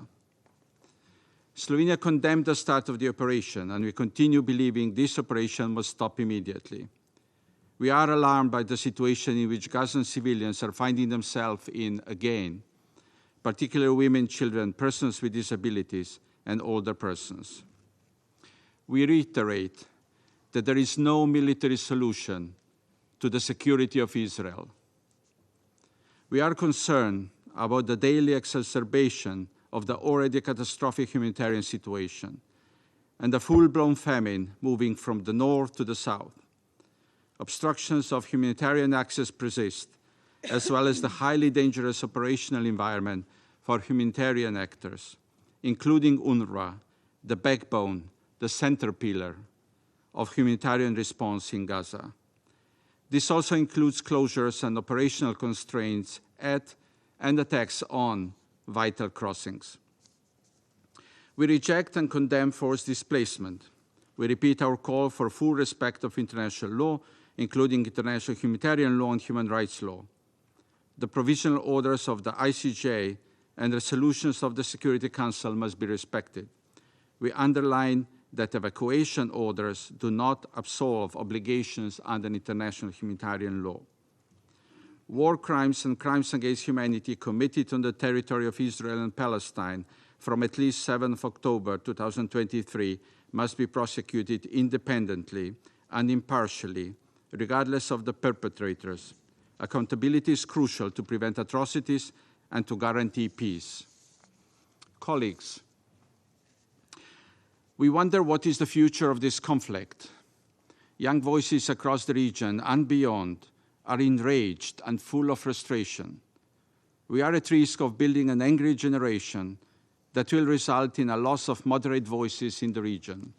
Their dreams are being replaced by nightmares of violence and loss. We have been in this council for 5 months. If there is one lesson that we have learned, it is that it is a very powerful body, but only if united. For the sake of Palestinian civilians in Gaza and Israeli civilians taken hostage, the Council should return to searching for unity in order to stop the war, to return the hostages and feed starving Palestinians, so that they can all finally wake up from this man-made nightmare. Thank you. I thank the representative of Slovenia for their important statement. I now give the floor to the representative of the Republic of Korea. Thank you, Mr. President. I also thank Special Coordinator Wensland and Director Worsonu of OCHA for their sobering briefings. For several months now, the members of this council have collectively warned against any ground operation into Rafah, where 1.4 million people have been packed in a state of panic, devastation, hunger, and instability. In spite of these repeated strong voices, Israel is now expanding its operation into Rafah. As a friendly country to Israel, the Republic of Korea calls on Israel to immediately suspend its operation in Rafah. These deadly operations are pushing innocent Palestinian civilians to the verge of further devastation and displacement. They may also be putting the Israeli hostages held by Hamas and other groups in additional danger. Noting the disturbing reports of mass graves at the ruins of Nasser and Al-Shifa hospitals, as well as pending evacuation orders for the remaining functional hospitals in Rafah. We are deeply concerned about the possible fate of these hospitals in Rafah and their patients who are now arriving in even greater numbers due to hostilities. The Republic of Korea has repeatedly condemned the terrorist attacks by Hamas on the 7th of October and reiterated that Israel has a right and duty to protect its citizens. However, as this conflict has lasted for more than half a year, over 35,000 Palestinian civilians have been killed. many of whom are women and children. And the entire world has been appealing for an end to the catastrophic humanitarian consequences of this conflict. The resolutions adopted by this Council stress the protection of civilians in accordance with international law. Unfortunately, however, these demands have not been adequately heeded by the parties.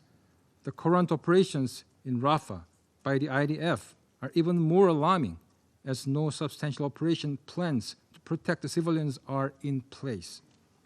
Nearly 800,000 civilians have been forced to flee Rafah since May 6 alone. Without any adequate protection nor any plan, many are returning to north to completely destroyed areas without water and lacking sanitations that are also subject to bombardment, further underscoring that no place is safe in Gaza. Israel says that the final goal of the IDF is eliminating Hamas. However, this bloody offensive in Rafah will only fan the flames of additional extremism, endanger the safe release of hostages, further jeopardize Israel's long-term security in the region, and undercut prospect for lasting peace. This vicious cycle must end at the earliest possible juncture. The Republic of Korea once again demands immediate ceasefire throughout Gaza, including Rafah, the release of all remaining hostages held by Hamas and the other groups, as well as the provision of humanitarian assistance at scale. With the UN saying that famine is imminent in Gaza, we are particularly concerned that both Israeli operations in Rafah, including the complete closing of Rafah crossing, and Hamas attack against IDF are seriously hindering the delivery of life-saving assistance into Gaza Strip. All available crossings into Gaza must be immediately reopened and fully operated to save lives. We welcome the operationalization of the humanitarian mechanism under Resolution 2720 and hope that this will contribute to expanding humanitarian aid throughout Gaza. We once again urge the parties to this conflict to prioritize the sufferings of innocent civilians and hostages ahead of other considerations, and accept the terms of the negotiations on the table to achieve the release of hostages and a desperately needed ceasefire. I thank you, Mr. President. I thank the representative of the Republic of Korea for their important statement. I now give the floor to the representative of Malta. Thank you, President. I also thank Special Coordinator Tor Wennesland and OSHA Director Edem Osornu for their briefings. I want to begin by reiterating Malta's condemnation of the terrorist attacks on 7th October and Hamas's continued holding of hostages. We reiterate our call for their immediate and unconditional release. Malta is gravely concerned at the expanding Israeli military offensive into Rafah. In line with concerns raised by the international community, including UN bodies and humanitarian agencies, we categorically reject Israel's ongoing offensive. For months, Rafah has housed 1.5 million internally displaced Palestinians, many of whom are vulnerable women and children. Over 600,000 civilians have been forced to flee Rafah, forcibly displaced once more due to the escalated attacks in the past days. These are civilians who have endured the worst forms of suffering for months. They are physically and psychologically exhausted, malnutritioned, malnourished, and on the verge of famine. They are entirely desperate. The protection of civilians remains paramount. A continued and expanded offensive into Rafah will only compound the catastrophic humanitarian situation in Gaza. Efforts to address the humanitarian crisis also continue to be hampered. The Rafah crossing is a main entry point for the aid into Gaza. Its seizure and closure by Israel has severely compromised the provisions and distribution of aid and the maintenance of essential infrastructure and services, including hospitals, bakeries, water, and sanitation facilities. The denial of food, fuel, medicine, and life-saving essentials to a besieged population has been ongoing since the beginning of this war and is completely unconscionable. Israel has an obligation to facilitate unimpeded aid through all available routes and border crossings to and across Gaza Strip, in line with international humanitarian law. The Rafah crossing must be reopened immediately, and the necessary measures taken to ensure scaled-up, unimpeded humanitarian access into and throughout Gaza. The completion of the floating dock off Gaza's shore is an encouraging development, and we commend the United States' efforts in this regard. Nonetheless, we underline the importance of land routes, which remain the most viable and effective modes of delivery of aid.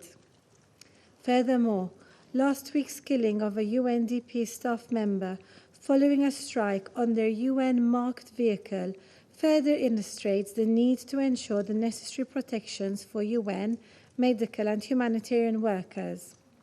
Abidance with deconfliction mechanisms is key. We condemn all such attacks and call for thorough, independent, and urgent investigations into all cases. President, Malta remains deeply concerned that relevant Security Council resolutions are being completely disregarded by the conflict parties. We call for their full implementation.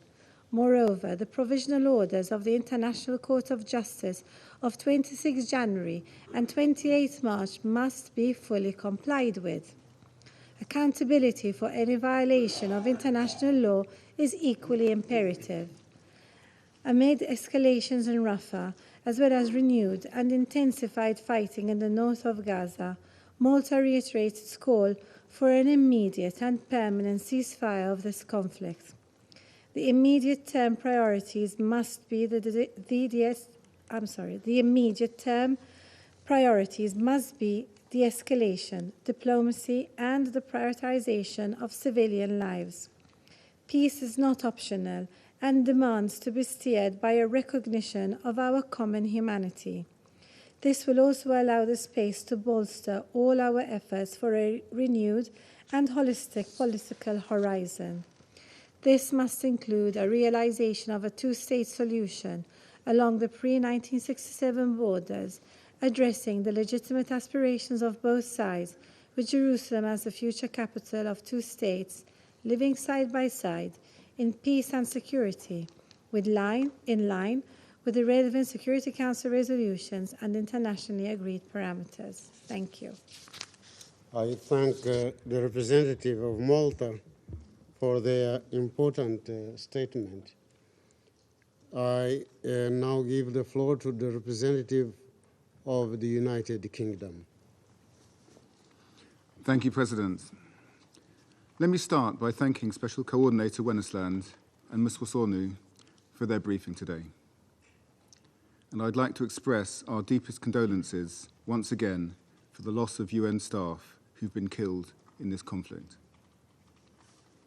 President, I will make 3 broad points. First, it has now been over 7 months since the dreadful terror attacks of 7 October. Hostages are still being held, and our thoughts are with them and the families who continue to suffer without knowledge of the safety and well-being of their loved ones. The situation in Gaza is desperate, and the toll on civilians continues to grow. Too many Palestinian civilians have been killed, and there is an urgent need to get more aid to the people of Gaza to prevent a famine. The UK is clear that we would not support an expanded operation in Rafah unless there is a very clear plan for how to protect people and save lives. We have not seen that plan. So, in these circumstances, we would not support an expanded operation in Rafah. Second, we welcome the news that the Cyprus Maritime Aid Corridor to Gaza is operational. Aid from the UK and other nations is now making its way via that route to the Gazan people. But this is not enough. We urge Israel to let humanitarian aid enter Gaza through all crossings, including by reopening Rafah. And Israel must fulfill its commitments to increase aid and guarantee deconfliction for aid convoys and other humanitarian work. We have seen appalling attacks on aid convoys and UN offices by Israeli extremists, and the tragic deaths of UN and other humanitarian personnel in Gaza. We condemn all attacks on aid workers and support the UN's call for an independent investigation. Finally, the fastest way to end this conflict is to secure a deal which gets the hostages out and allows for a pause in the fighting. We must then work to turn that pause into a sustainable, permanent ceasefire. We must remove Hamas's capacity to launch attacks at Israel and end their control of Gaza to ensure lasting peace. We must also provide steadfast support to the new Palestinian government as they implement much-needed reforms. And in order to secure a political horizon for the Palestinian people with a credible and irreversible pathway towards a two-state solution. I thank you. I thank the representative of the United Kingdom for their statement, and I now give the floor to the representative of France. You have the floor. Je vous remercie, Monsieur le Président. Je remercie M. Torwensland et Mme Edem Vozornou pour leurs exposés. La France est profondément préoccupée par la situation à Rafah qui continue de s'aggraver. J'aurai trois messages aujourd'hui. Comme l'a exprimé à plusieurs reprises le président de la République Emmanuel Macron au Premier ministre Netanyahou, la France est fermement opposée à l'offensive israélienne sur Rafah. Elle ne ferait qu'aggraver une situation déjà catastrophique à Gaza et augmenter les risques d'escalade. Elle rappelle que le transfert forcé de population constitue un crime de guerre au sens du droit international et que l'avenir de Gaza ne peut se jouer que dans le cadre d'un futur État palestinien et sous la responsabilité de l'autorité palestinienne. La France, aux côtés de 12 autres pays, a réitéré le 16 mai, je cite, son opposition à une opération militaire à grande échelle à Rafah qui aurait des conséquences catastrophiques sur la population civile déjà déplacée à plusieurs reprises. Les civils ne disposent d'aucune zone sûre aujourd'hui à Gaza. L'opération israélienne a entraîné la mort d'un agent des Nations Unies lundi qui circulait dans un véhicule qui portait l'emblème de l'organisation en violation du droit international humanitaire. La fermeture du point de passage de Rafah a de graves conséquences sur les populations civiles alors que les quantités d'aide qui entrent à Gaza depuis le début du conflit sont extrêmement insuffisantes. La situation humanitaire et sanitaire est insoutenable et la France appelle Israël à rouvrir le point de passage de Rafah vers l'Égypte, qui est indispensable tant pour l'accès de l'aide humanitaire à la population civile que pour permettre aux personnes les plus vulnérables de quitter la bande de Gaza. Elle appelle plus largement à rouvrir tous les points de passage nécessaires. La France appelle de nouveau Israël à tout mettre en œuvre pour assurer la protection des civils et des personnels humanitaires et à garantir l'accès de l'aide humanitaire conformément au droit international, conformément aux demandes de la Cour internationale de justice. Monsieur le Président, sur le plan politique, enfin, la France continuera de s'engager dans la voie d'une sortie de crise rapide qui soit fondée sur la solution à deux États.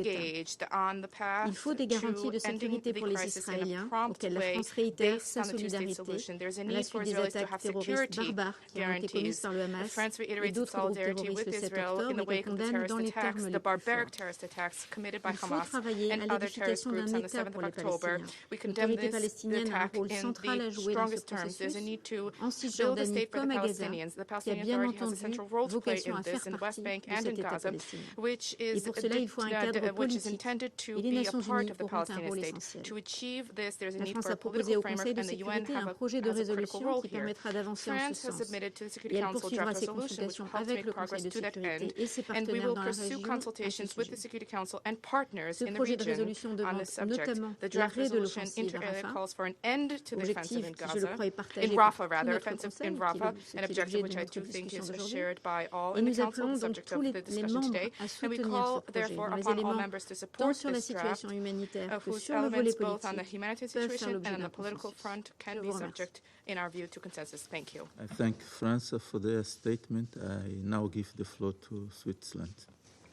Merci, Monsieur le Président. Je voudrais aussi remercier chaleureusement le coordinateur Torben Estland et la directrice d'OCHA, Edem Bozornou, de leur présentation qui souligne encore et encore l'urgence de la situation. La Suisse réitère son appel à un cessez-le-feu immédiat et à l'arrêt de l'opération militaire en cours à Rafah à laquelle nous nous opposons. Les conséquences de cette opération pour une population civile en proie depuis plus de 7 mois aux bombardements, aux déplacements répétés et à la famine sont inacceptables. Cette population a aujourd'hui besoin d'assistance et non de nouvelles souffrances. Depuis l'adoption de la résolution 1265 sur la protection des civils, il y a 25 ans, les résolutions de ce Conseil se sont succédé pour condamner et mettre fin aux attaques délibérées contre les civils, y compris les actes de terreur, les prises d'otages et les violences à caractère sexuel ou basées sur le genre.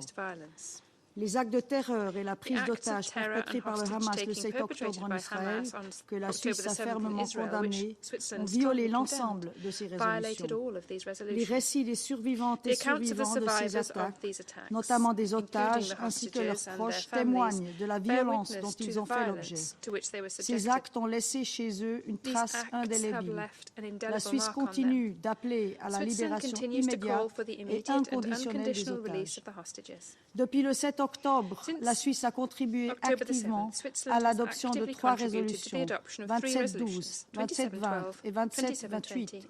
Ces résolutions ont toutes appelé à la protection des civils, notamment à travers le ferme rejet des attaques délibérées contre les civils et les objets civils qui sont protégés par le droit international, l'appel à la libération des otages, le rappel de l'obligation de fournir aux organismes humanitaires un accès complet, sûr, rapide et sans entrave aux civils, y compris aux personnes déplacées, ainsi que la réitération du devoir d'assurer la sécurité, la protection et la liberté de mouvement du personnel des organismes humanitaires, en particulier de l'ONU.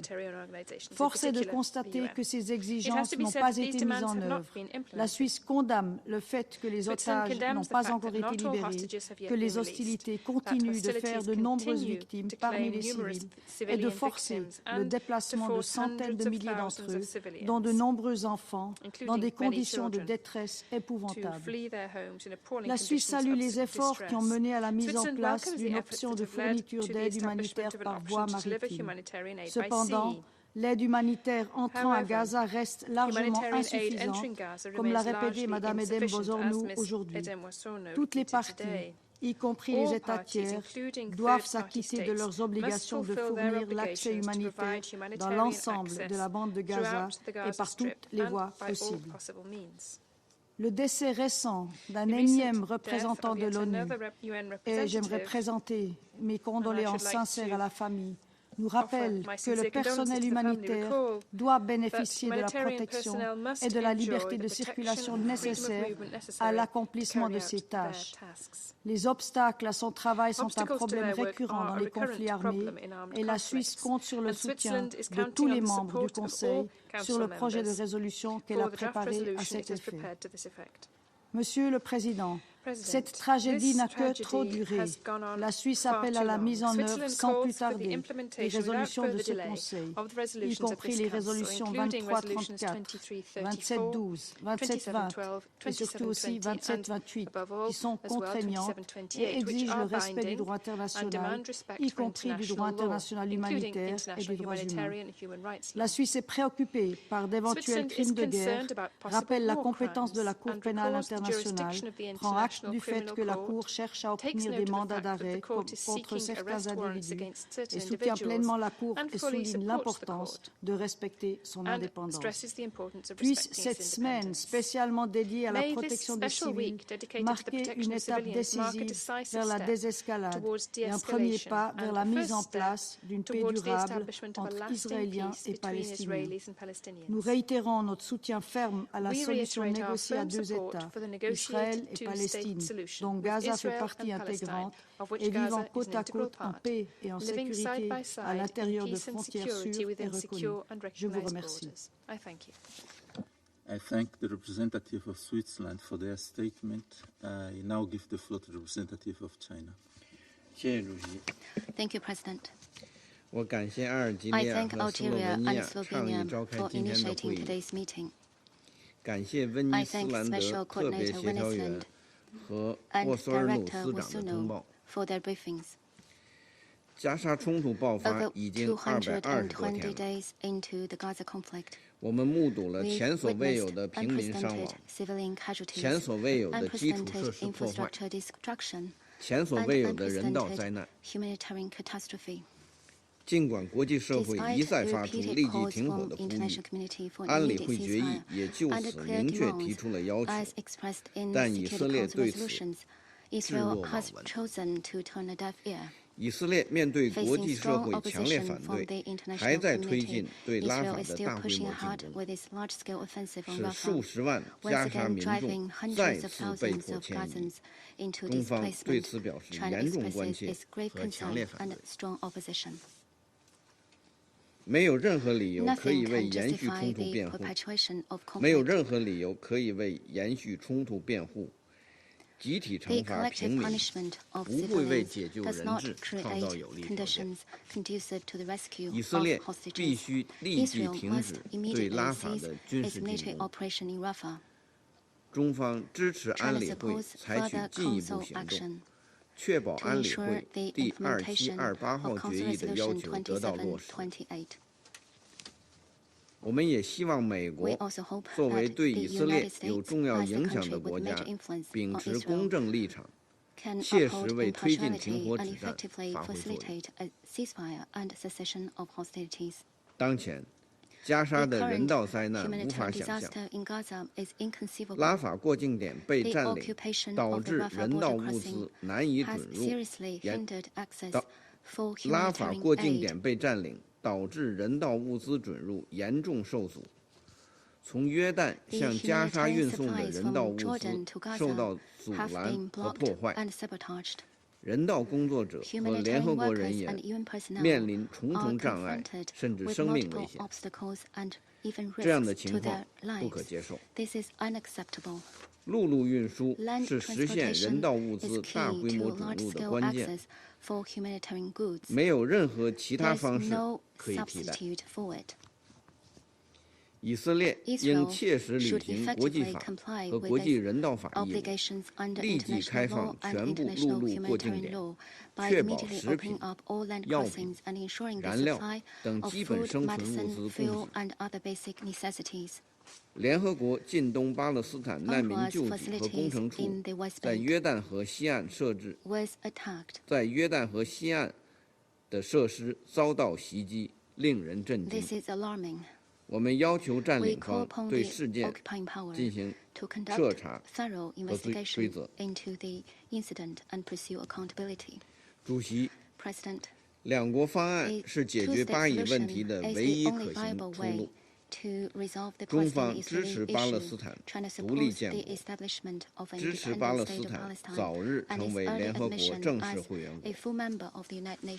加沙是巴勒斯坦不可分割的一部分。任何关于加沙战后治理的方案，都应尊重巴勒斯坦人民的意愿，都应尊重地区国家的合理关切，都不能背离两国方案的基本方向。刚刚过去的5月15日是巴勒斯坦第76个灾难日，几十年来， For decades, generations of Palestinians have made arduous struggles for their legitimate rights. China will continue to work tirelessly together with the international community to promote an immediate ceasefire in Gaza, alleviate the humanitarian disaster, and implement the two-state solution so that the Nakba will forever be the past, that Palestine and Israel can live side by side in peace, and the Middle East can enjoy lasting peace and stability. Thank you, President. I thank the representative of China for their statement. I now give the floor to the representative of Sierra Leone. You have the floor, sir. Mr. President, thank you for convening this meeting requested by Algeria and Slovenia. We thank Special Coordinator Tom Wennesland and Director Idem Osono for their briefing, which have emphasized the gravity of the situation in the Gaza Strip and the entire occupied territory. The conflict in the Gaza Strip continues to be increasingly catastrophic and deadly, with civilians paying the highest cost. We continue to be regularly updated by humanitarian workers, experts, and witnesses on the destructive nature of this conflict and the long-lasting impact it will have on survivors, especially children and young people, who are predisposed to anxiety, depression, post-traumatic stress disorder, and other adverse mental health conditions. Since the 7 October 2023 attacks, which we continue to condemn, and with recent escalation in the north of the Gaza Strip and in Rafah, the Gaza Strip has been under constant bombardment, destruction of civilian properties and infrastructure, loss of lives, and shortage of essential goods and services. The deplorable sanitary and hygiene conditions are most concerning, noting the exposure to such conditions by women and children. Multiple forced displacement has also been a common theme since October last year. Humanitarian activities have become almost impossible as resources dwindle and access remains limited. This devastation could have been avoided and is still avoidable if the parties to the conflict respect their obligations under international law, particularly to protect civilians, respect and implement the resolutions of the Security Council and the provisional orders of the International Court of Justice binding on the parties. It is deeply concerning that all efforts to bring about cessation of hostilities, a peaceful settlement of the conflict, are proving to be futile. However, there should be persistent perseverance to pursue the cessation of hostilities, secure the release of hostages, and get unhindered humanitarian aid into Gaza. We must not relent, especially at this point when over 35,400 Palestinians killed and 79,400 wounded and 1.7 million displaced, the majority having been displaced multiple times, and over 100 Israeli civilians still be held as hostage. Despite the challenges that exist to get both parties to reach a compromise, the demands of this Council and the international community remain constant. In this regard, we emphasize the following three imperatives. Firstly, we repeat our call for a permanent ceasefire in the Gaza Strip and across the occupied Palestinian territory, Israel, and across the Blue Line. Incidents of crossfire via air, land, and sea cause deaths, increased suffering, destruction, and fear. We cannot be paralyzed witnesses to the calamitous deaths, destruction, and suffering. We must compel the parties to the conflict to respect international law, comply with their obligations, implement the fundamental principles of the law of war, and the important provisions of the Security Council resolutions 2712, 2720, and 2728. Secondly, we call on the parties to the conflict, especially Israel, to create conditions that will allow for an effective humanitarian operation in the Gaza Strip. We know that despite the escalating humanitarian needs, challenges such as an unimpeded access via critical land routes to Kerem Shalom and Rafah, logistical hurdles, and seamless coordination with humanitarian agencies continue to disrupt operations. Thirdly, we condemn ongoing military operations in Rafah and the north of Gaza that has led to the displacement of over 800 civilians from Rafah. Attacks on UN premises, residential infrastructure, and refugee camps are deeply regrettable and unacceptable. We continue to reiterate the need and legal obligations for the immediate release of all hostages. Mr. President, today through a statement, the prosecutor of the International Criminal Court, Mr. Karim Khan, has informed of applications for arrest warrants before the court's pre-trial Chamber 1 and the situation in the state of Palestine, following, and I quote, an independent and impartial investigations, end of quote, by his office. In our pronounced support for accountability for violations of crimes of serious concern to the international community and end impunity for atrocity crimes, as well as being a state party to the Rome Statute of the ICC, we take note of the statement on the applications by Prosecutor Karim Khan and acknowledge that a judicial determination is to be made on the said applications. Let me close, Mr. President, by stressing the need for member states with influence to urge the parties to the conflict to pursue actions that will support ongoing diplomatic negotiations and for them to choose peace over war. Sierra Leone reiterates its commitment to this cause of peace until a just and lasting solution is achieved. I thank you. I thank the representative of Sierra Leone for their statement. I now give the floor to the representative of Russian Federation. Господин председатель, Mr. President, благодарим Туру Венесланду и Босорну за обзор положения на overview of the situation on unoccupied Palestinian territory.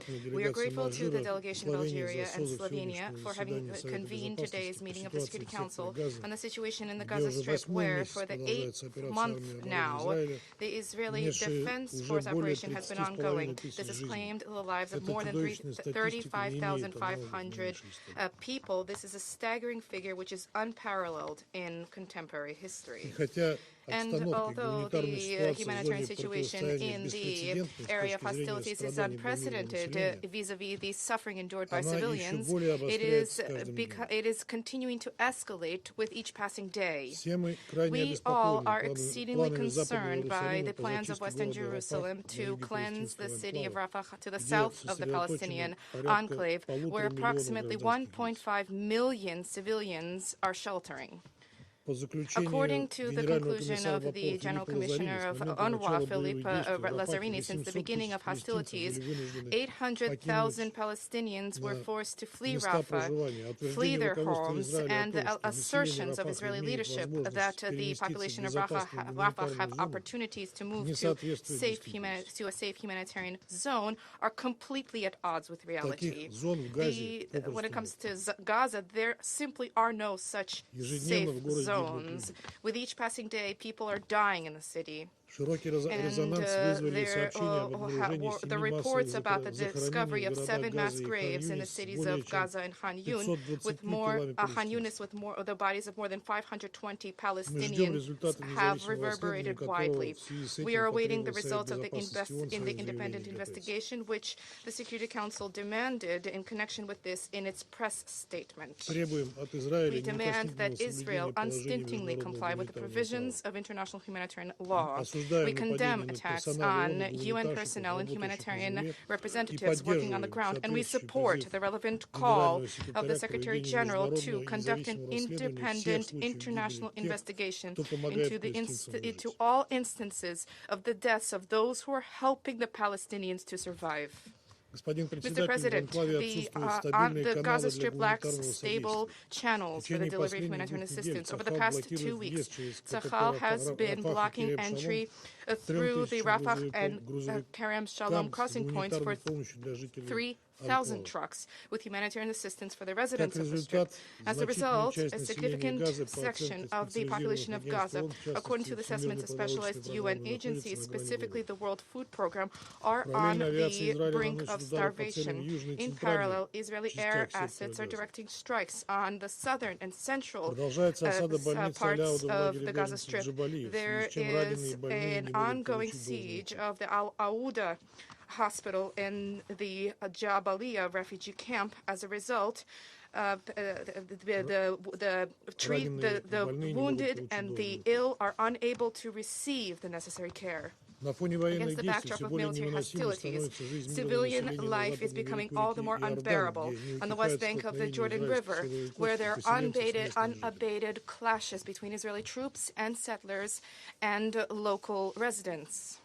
Mr. President, the developments in Gaza bear out the fact that at this juncture, prospects for the conflict being put on a political diplomatic track and the establishment of a ceasefire regime, which the Russian Federation has advocated from the very beginning of the escalation, continue to look elusive. We see that the current Israeli leadership is bent on pursuing military hostilities, despite the increasingly obvious inability to achieve all of the stated objectives of their operation. Unfortunately, such obstinacy threatens the lives of Israeli hostages too. With each passing day, the likelihood of relatives seeing their loved ones alive dims. At the same time, numerous rounds of talks between Israel and the Hamas movement through mediators on the question of exchange of Israeli hostages held for Palestinian detainees have not borne fruit. Under these circumstances, the international community needs to continue to exert pressure both on Western Jerusalem and on its main ally, Washington, where on the 24th of April, another bill was signed for new deliveries of weapons throughout the entire world, including an allocation of assistance, military assistance to Israel to the tune of $26.4 billion. This is nearly 8 times more than the assistance allocated by Washington annually for that country. In this way, Israel will receive new bombs, new missiles to kill Palestinian civilians. This is reflective of how the U.S. cares about peace in the Middle East. This step, coupled with the suspension of financing for UNRWA, has been giving rise to growing discontent and outrage, even within the United States itself, where anti-Israeli protests have convulsed college campuses in major universities. The outrage of young people is understandable. Washington's position vis-à-vis UNRWA appears particularly cynical and divorced from reality, given that the group of experts led by Catherine Kalana not only reaffirmed the principle of neutrality, that UNRWA has complied with that principle of neutrality and confirmed the key role of the agency in the delivery of assistance to Palestinians, but she also observed that Israel has been unable to substantiate its allegations, and the blind support on the whole for its regional ally by the United States in and of itself is now a destabilizing factor. The Security Council of the United Nations has become paralyzed. In this context, the U.S. veto on the draft Security Council resolution with recommendation for the General Assembly to accept Palestinian membership was predictable. In this way, the United States not only blocked the attempt to redress a historic injustice vis-à-vis Palestinians and their fundamental right to self-determination, but the U.S. also betrayed their true position vis-à-vis the two-state solution, which underpins all Security Council resolutions and those of the General Assembly and the peace initiatives on the Palestinian problem. Thank you. I thank the representative of Russian Federation for their statement, and I now give the floor to the representative of Japan. You have the floor, madam. Thank you, Mr. President. We also thank Special Coordinator Venesland and OCHA Director Vosornu for their sobering updates. It has been over 7 months of devastation, hostilities, and suffering since Hamas's heinous terror attack. Japan reiterates its unequivocal condemnation of the attack and its call for the immediate release of the hostages. As we meet, the situation on the ground in Rafah is rapidly worsening due to the continued and intensifying attacks and the destruction of buildings and infrastructure. We are also appalled to hear that more than 800,000 Palestinians have been forcibly redisplaced since the military operation in Rafah began, despite the international community's opposition. Many have fled mostly to Dir al-Bahla or Han Yunis, overcrowded areas with dire humanitarian conditions and little access to basic necessities, as we heard from OCHA briefer. What is more, the closure of the Rafah border crossing has led to a standoff that has prevented desperately needed aid from reaching the population. A full-blown famine has already gripped the north and is now imminent in the south as well. The crossing must be reopened at once. Japan welcomes that the maritime corridor through the pier built by the United States is now operational, yet this can be no substitute to the humanitarian aid through land route. We also welcome that the UN mechanism established in accordance with Resolution 2720 began its operations on May 7th. We urge all parties, particularly Israel, to continue constructive engagement with Ms. Sigrid Kaag for the acceleration of the delivery of humanitarian relief consignment to Gaza. For our part, Japan contributed to the recent opening of an ICRC field hospital in Rafah to help address overwhelming medical needs. We will continue to do whatever possible to save innocent lives. As the conflict drags on, we have witnessed an increase in the tragic loss of civilian lives, including brave aid workers. We mourn that more than 190 UN staff have now been killed since October 7th, including an international staff member of UNDSS recently shot in Rafah. UN personnel and humanitarian workers are there to help the population. They must be protected and allowed to safely carry out their duties. Mr. President, countless lives, including those of the hostages who remain in captivity, are at stake, and every hour worsens the plight of the people of Gaza. Now is the time to cease attacks and achieve an immediate ceasefire. Japan reiterates its opposition to the Israeli military ground operation in Rafah that involves heavy civilian casualties. We sincerely hope that the parties swiftly return to the negotiations facilitated by the US, Egypt, and Qatar to reach a substantive cessation of hostilities, and that will allow for a massive influx of aid at scale and the release of hostages. I thank you, Mr. President. I thank the representative of Japan for their statement. I now give the floor to the representative of Ecuador. Gracias, señor presidente. Thank you, President. Empiezo por agradecer a las delegaciones de Argelia y Eslovenia por la convocatoria de esta reunión, así como al coordinador especial Venesland y a la directora de la OCHA, Bosurno, por sus informes. Reitero el apoyo de mi país a su imprescindible trabajo. Ha pasado poco más de una semana desde la última sesión del Consejo sobre este tema y la situación, por desgracia, es más difícil cada día. No se han concretado los acuerdos que parecían cercanos y que hubiesen permitido tanto el cese de las hostilidades como la liberación de los rehenes que aún están en manos de Hamas. Las operaciones militares se han expandido en el sur de la franja, especialmente en el este de Rafah. Las cifras de muertos y heridos se incrementan mientras más de 640,000 personas han huido de esa ciudad y se enfrentan a situaciones cada vez más precarias. El paso de Rafah se ha cerrado, y aunque el paso de Karim Shalom esté operativo, las condiciones logísticas y de seguridad hacen imposible la entrega de ayuda humanitaria a gran escala. Esto evidentemente ha agravado una situación ya desesperada y desesperante. Colegas, hace 7 días, la Coordinadora Superior de Asuntos Humanitarios y de la Reconstrucción para Gaza, Sigrid Kaag, informó sobre la activación del mecanismo mandatado en la Resolución 2720. También, hace pocos días se conoció que se había finalizado la instalación de un muelle temporal para el ingreso de la ayuda a Gaza por vía marítima. Todos estos valiosos esfuerzos son, lamentablemente, insuficientes ante la ausencia de las condiciones y acuerdos que hagan posible un masivo incremento de la ayuda. El Ecuador recuerda que la implementación de todas las resoluciones de este Consejo, así como de las medidas provisionales de la Corte Internacional de Justicia, es obligatoria y necesaria para que la ayuda humanitaria llegue de forma segura delivery of humanitarian aid in a safe, sufficient and timely way to all those in need.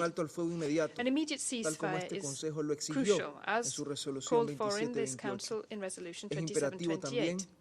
It is also imperative to achieve the immediate and unconditional release of all hostages taken during the terrorist attacks perpetrated by Hamas on the 7th of October, which we once again condemn.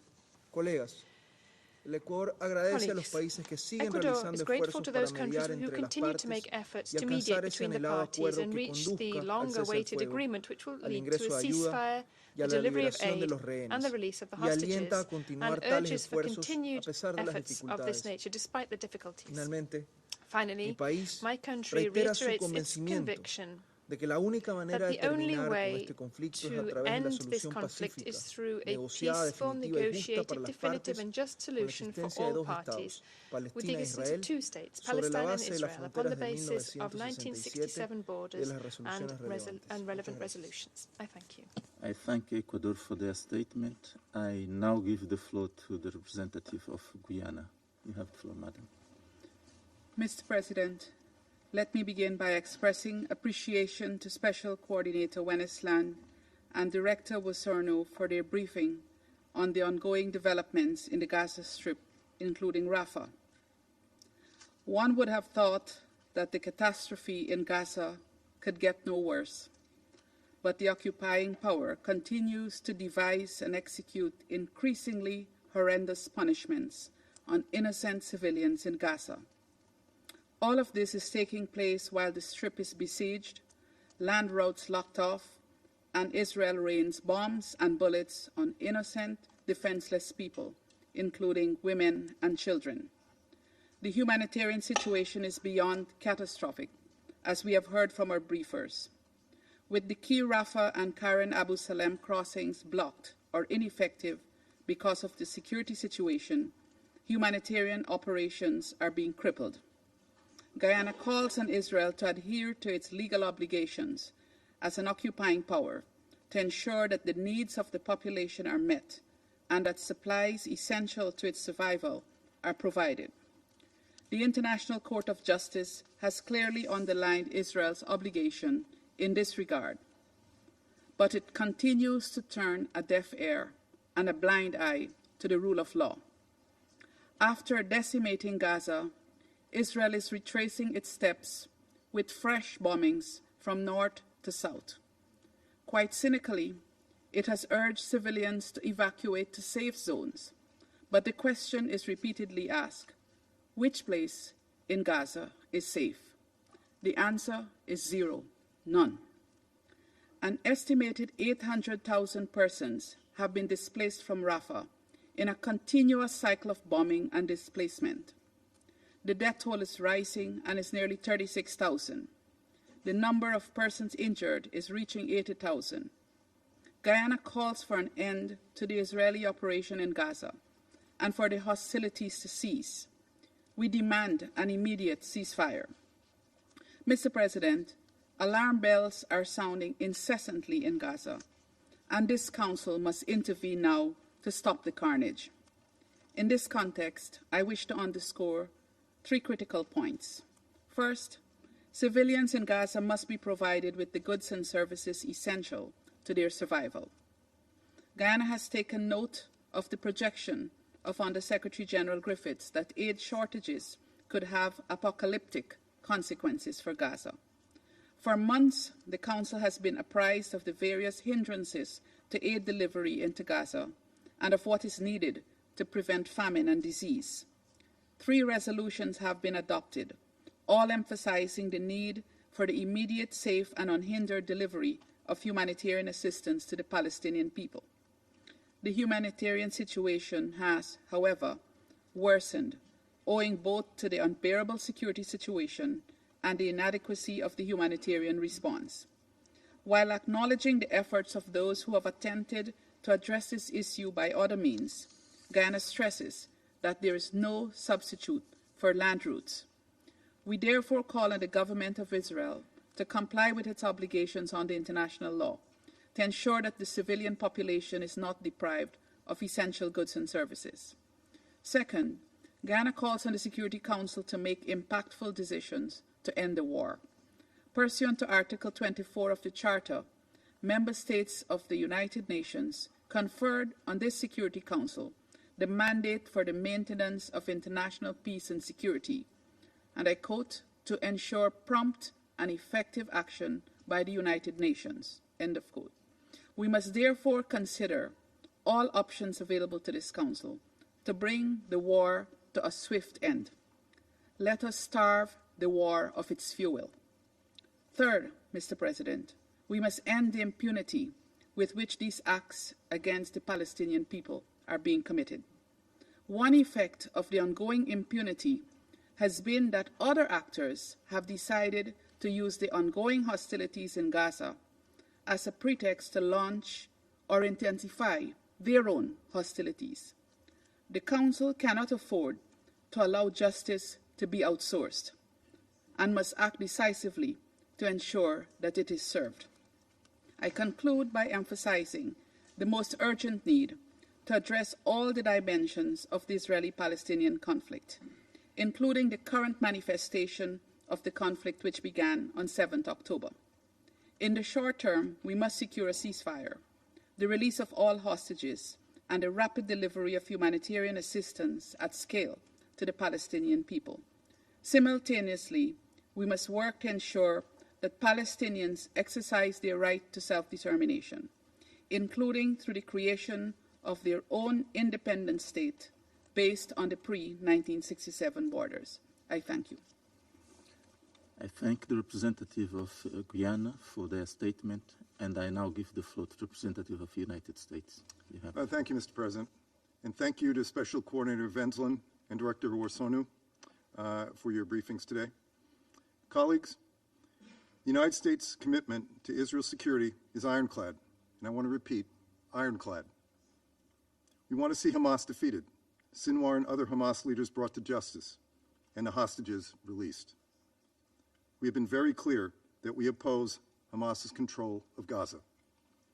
At the same time, we also do not support and will not support an Israeli reoccupation of Gaza. And we have long maintained our objection to any large-scale military operation in Rafah that risks mass civilian harm. The United States has been clear about these positions in private with our Israeli partners, just as we have articulated them publicly time and again. We heard today that the UN estimates roughly 810,000 civilians have been displaced from Rafah in recent days.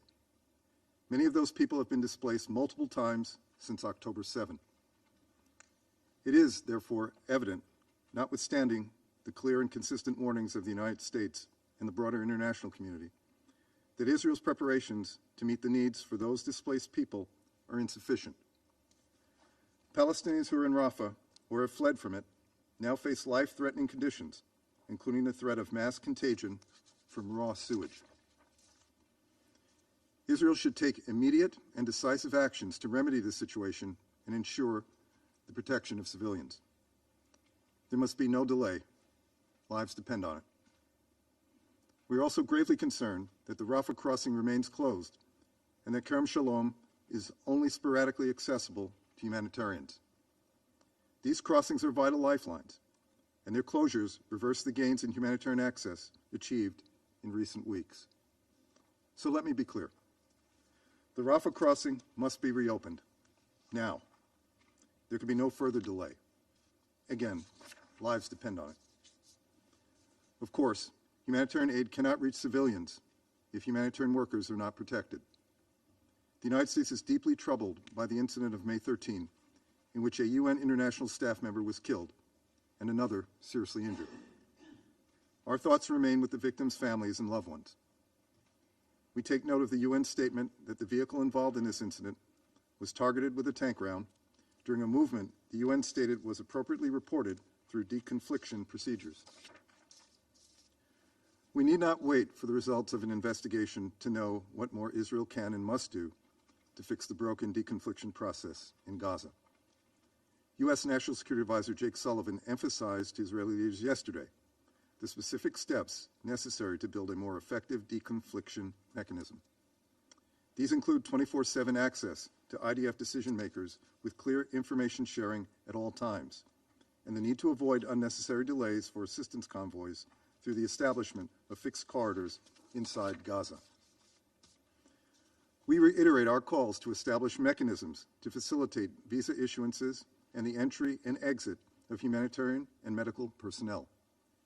We also underscore the difficulties humanitarian workers face, which impair their ability to provide life-saving assistance to Gazans, including frequent closures of crossing gates and paralyzing delays at checkpoints.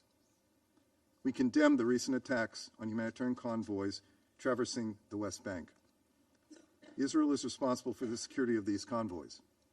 It must stop the attacks and hold the perpetrators accountable. The growing humanitarian crisis in Rafah comes as there are some signs of progress in the center and north. Late last week, the first shipments of humanitarian assistance arrived on the shores of Gaza through the multinational humanitarian pier. The tireless work of the United States and several critical partners created the conditions to enable this additive avenue for aid into Gaza. When at full operating capacity, the humanitarian maritime corridor can provide assistance for up to 500,000 people in 1 month. More aid from the United States and other countries continues to arrive in Cyprus, where it will be loaded onto ships for delivery to the pier.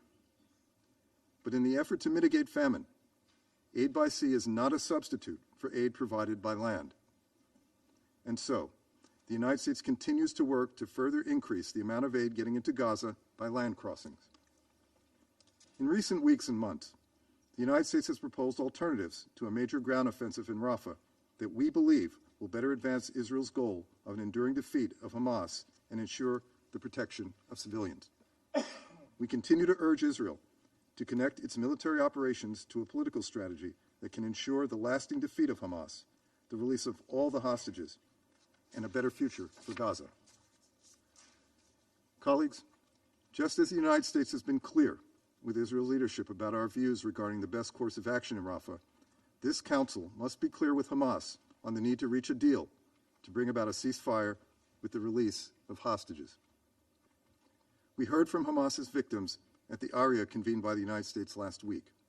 They spoke with a moral clarity and demonstrated a basic decency that some members of this Council sadly lack in their refusal to condemn Hamas for its terrorism and atrocities.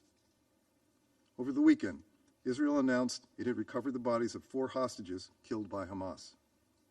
Our condolences go out to the families of these individuals. Their deaths are a further reminder of the suffering caused by Hamas since October 7th.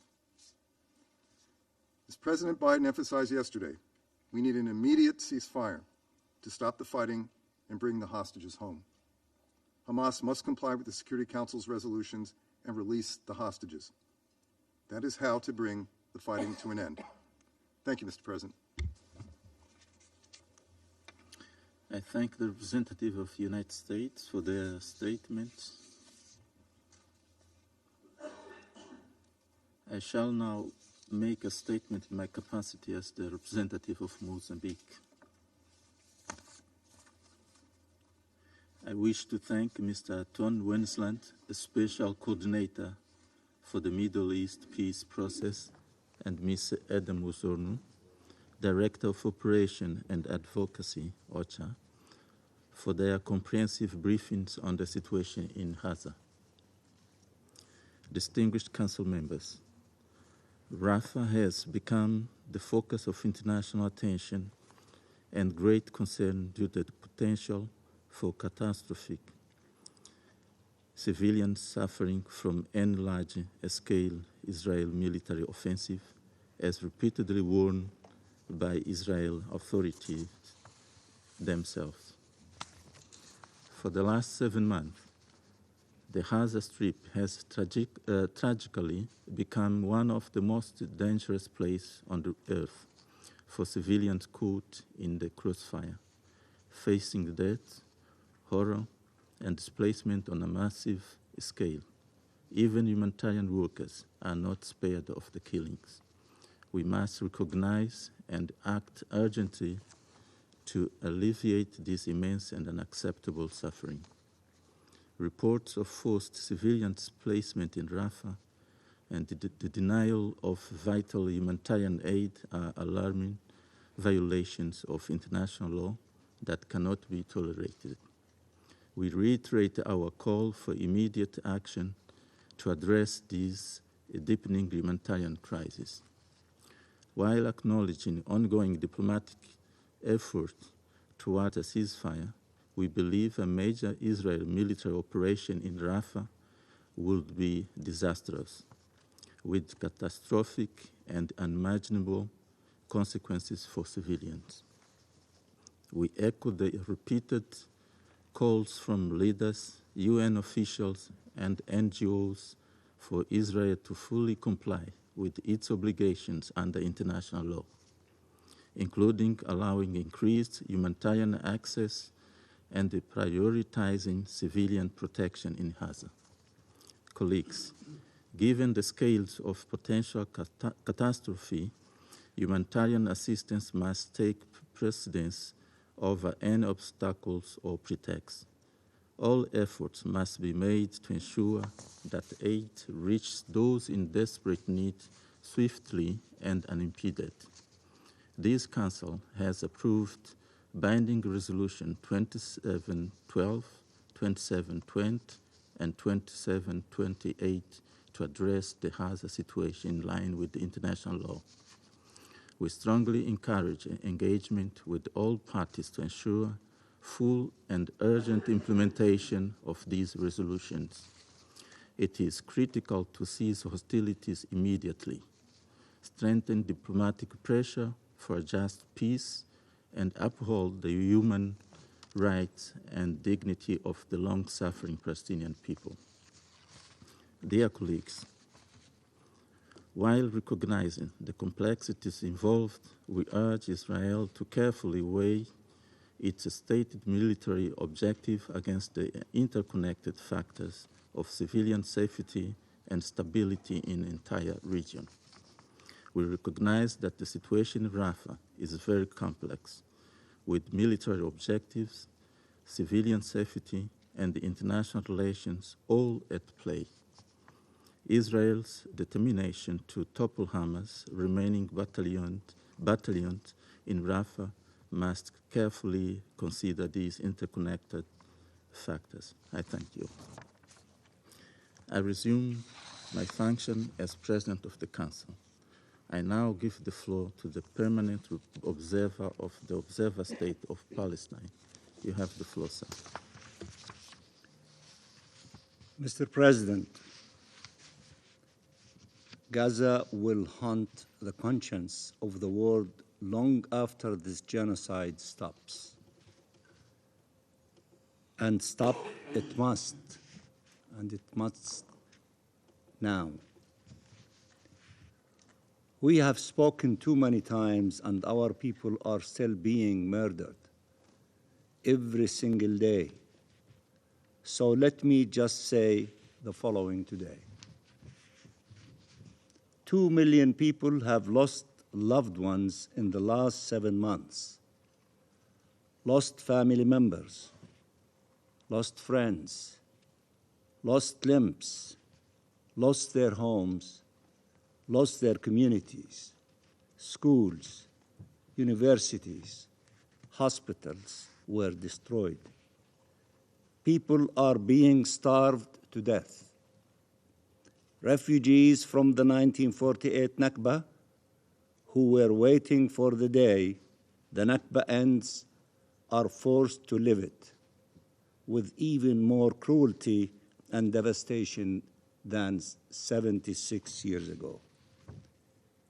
This is happening despite the decisions of every relevant international body on earth and calls by nearly every state in the world. There is only one conclusion to draw from these facts. Israel is deliberately destroying life in Gaza, and it will not be deterred by the rules of international law or positions adopted by states or international bodies. It will only be deterred by resolute action, holding it accountable for its decisions and forcing it to change course. Mr. President, the whole world opposed Israel's assault on Rafah, and yet Israel is proceeding. All of you opposed going into Rafah, yet the Israeli government is proceeding. Israel has pushed an entire population to the southern border of Gaza, to Rafah, through mass killing and destruction. People were forcibly displaced time and time again in horrific conditions. They are being displaced yet again by the hundreds of thousands with nowhere to go, nowhere to stay, nowhere to be safe, dragging what remains of their lives, confronted with death all around them, abandoned to this terrifying fate. In parallel, Israel has escalated its massacres in northern Gaza, notably in Jabalia.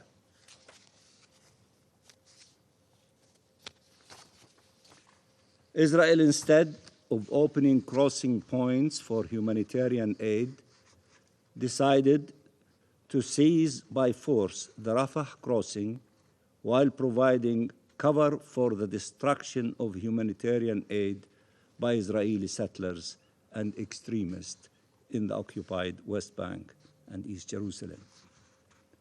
At a time where the international community was calling to flood Gaza with humanitarian aid to stop the famine underway and the human suffering resulting from this horrible siege, Israel imposed on our people a drought of humanitarian aid, a deliberate and undeniable use of starvation as a method of war.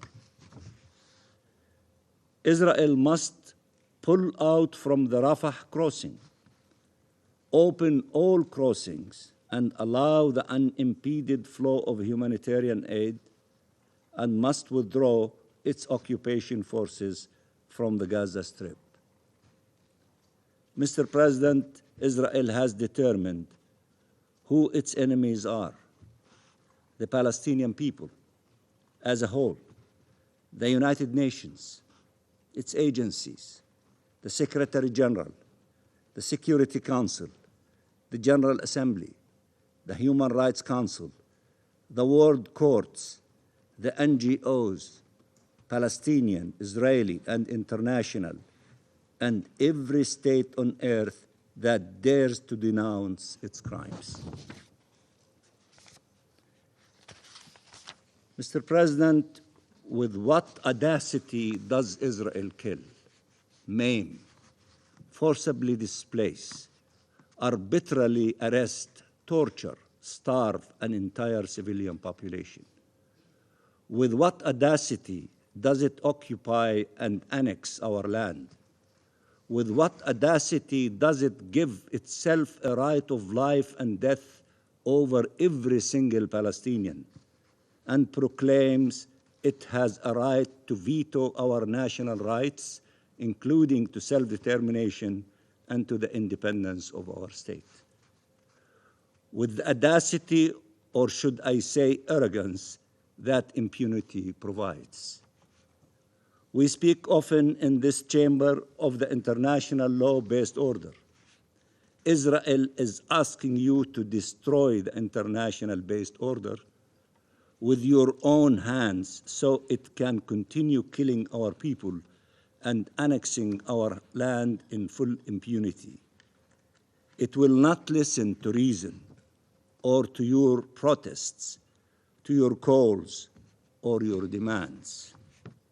You have tried every other way possible, and Israel has gone further and further in its breach of the UN Charter and the law.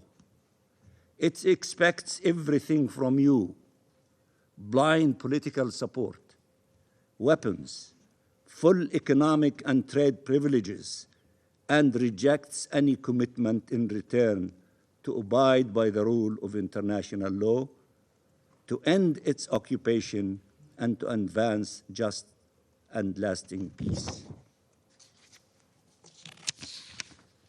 Israel insults and humiliates its closest friends and allies.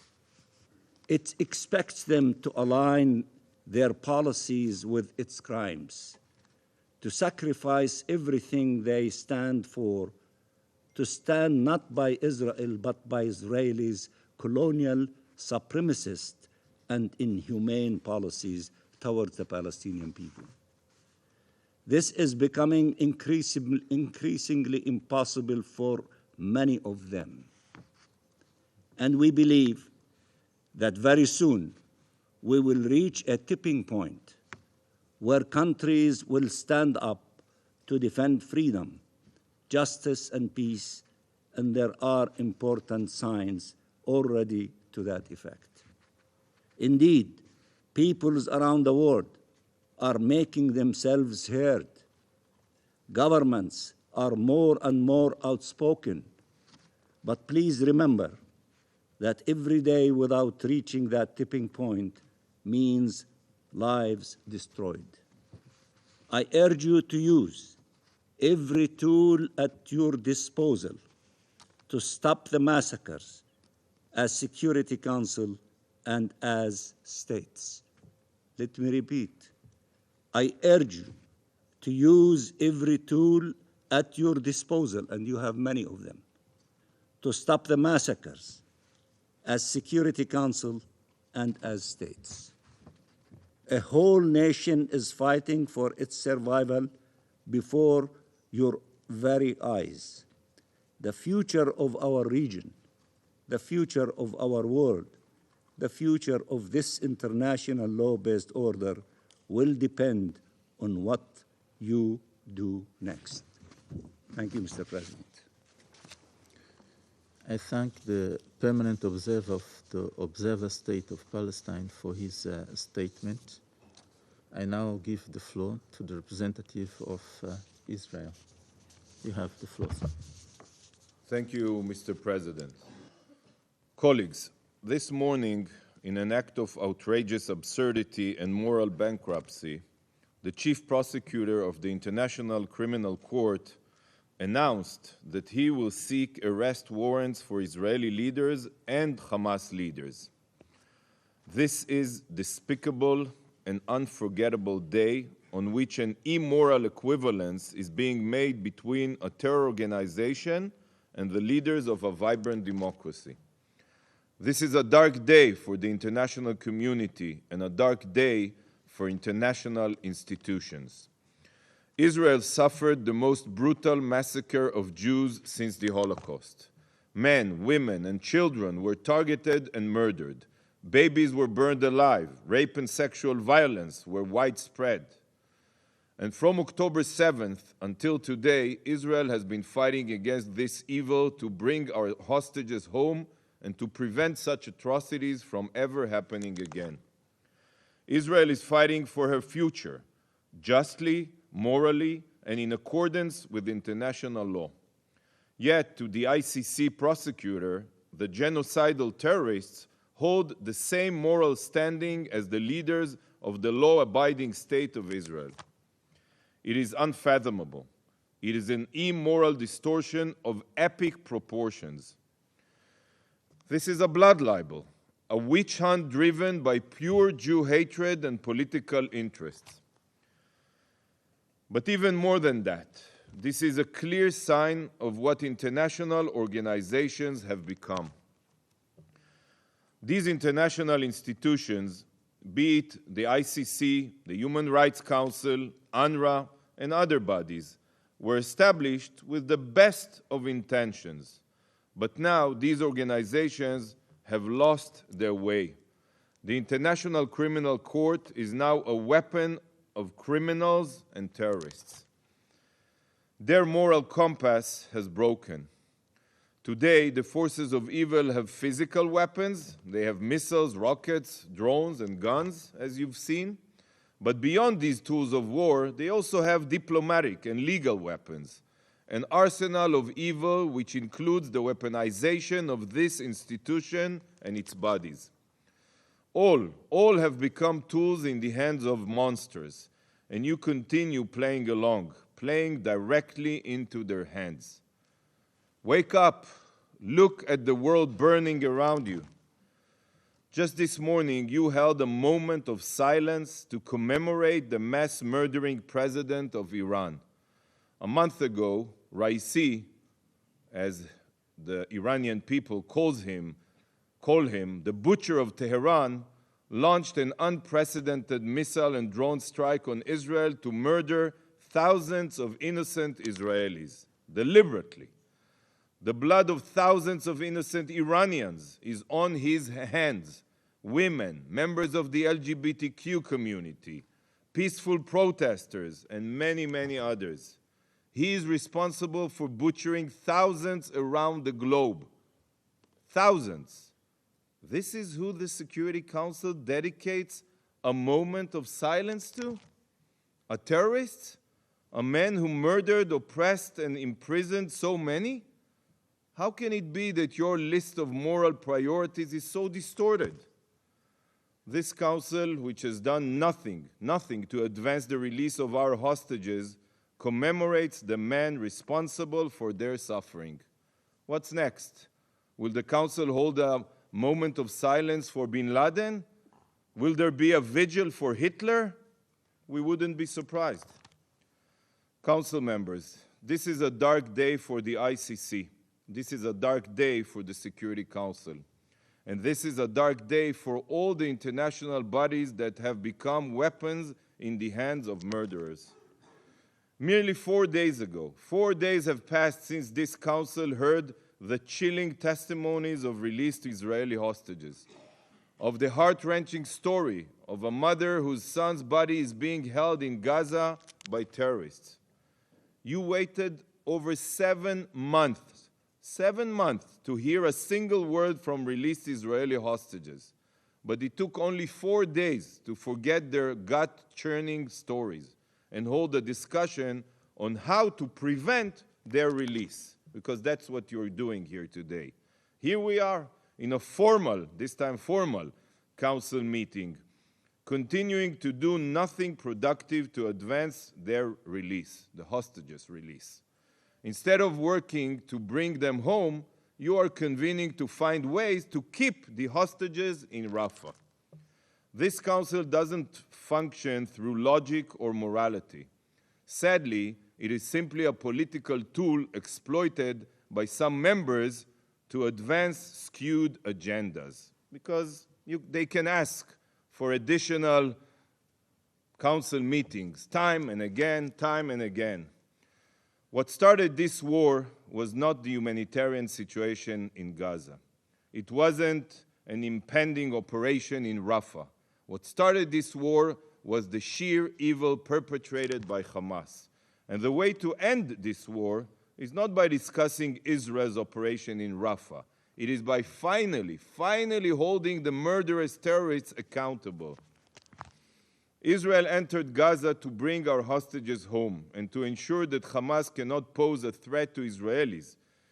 It is that simple. We didn't want to be in Gaza. We don't want to be in Gaza. We have no intentions to stay in Gaza. This is only about saving lives and defending our future from a terror organization. And what is the focus here today? To again give the terrorists immunity. So, colleagues, do you honestly think that Israel wants to operate in Rafah? Let me clarify. No country seeks to avoid an operation in Rafah more than Israel. No country, because it is our best and brightest that are making the ultimate sacrifice there, not yours. But there are still thousands of Hamas terrorists in Rafah, and you ignore them. Hostages are being held there, and you ignore them. And Hamas leaders are hiding in Rafah, and you ignore them. We have already uncovered 50 terror tunnels in Rafah, 50. And that is just the tip of the iceberg. What do you expect Israel to do? What would your countries do about everything that I just mentioned? Is there an alternative? Should we pray to God that Hamas just disappears? Is there a magic spell that we should cast to make sure that October 7th is never repeated? Every day we learn of more hostages murdered by Hamas. The clock is ticking, and we must take every step to bring them home. This is why a counter-terror operation in Rafah must take place. There is no other choice.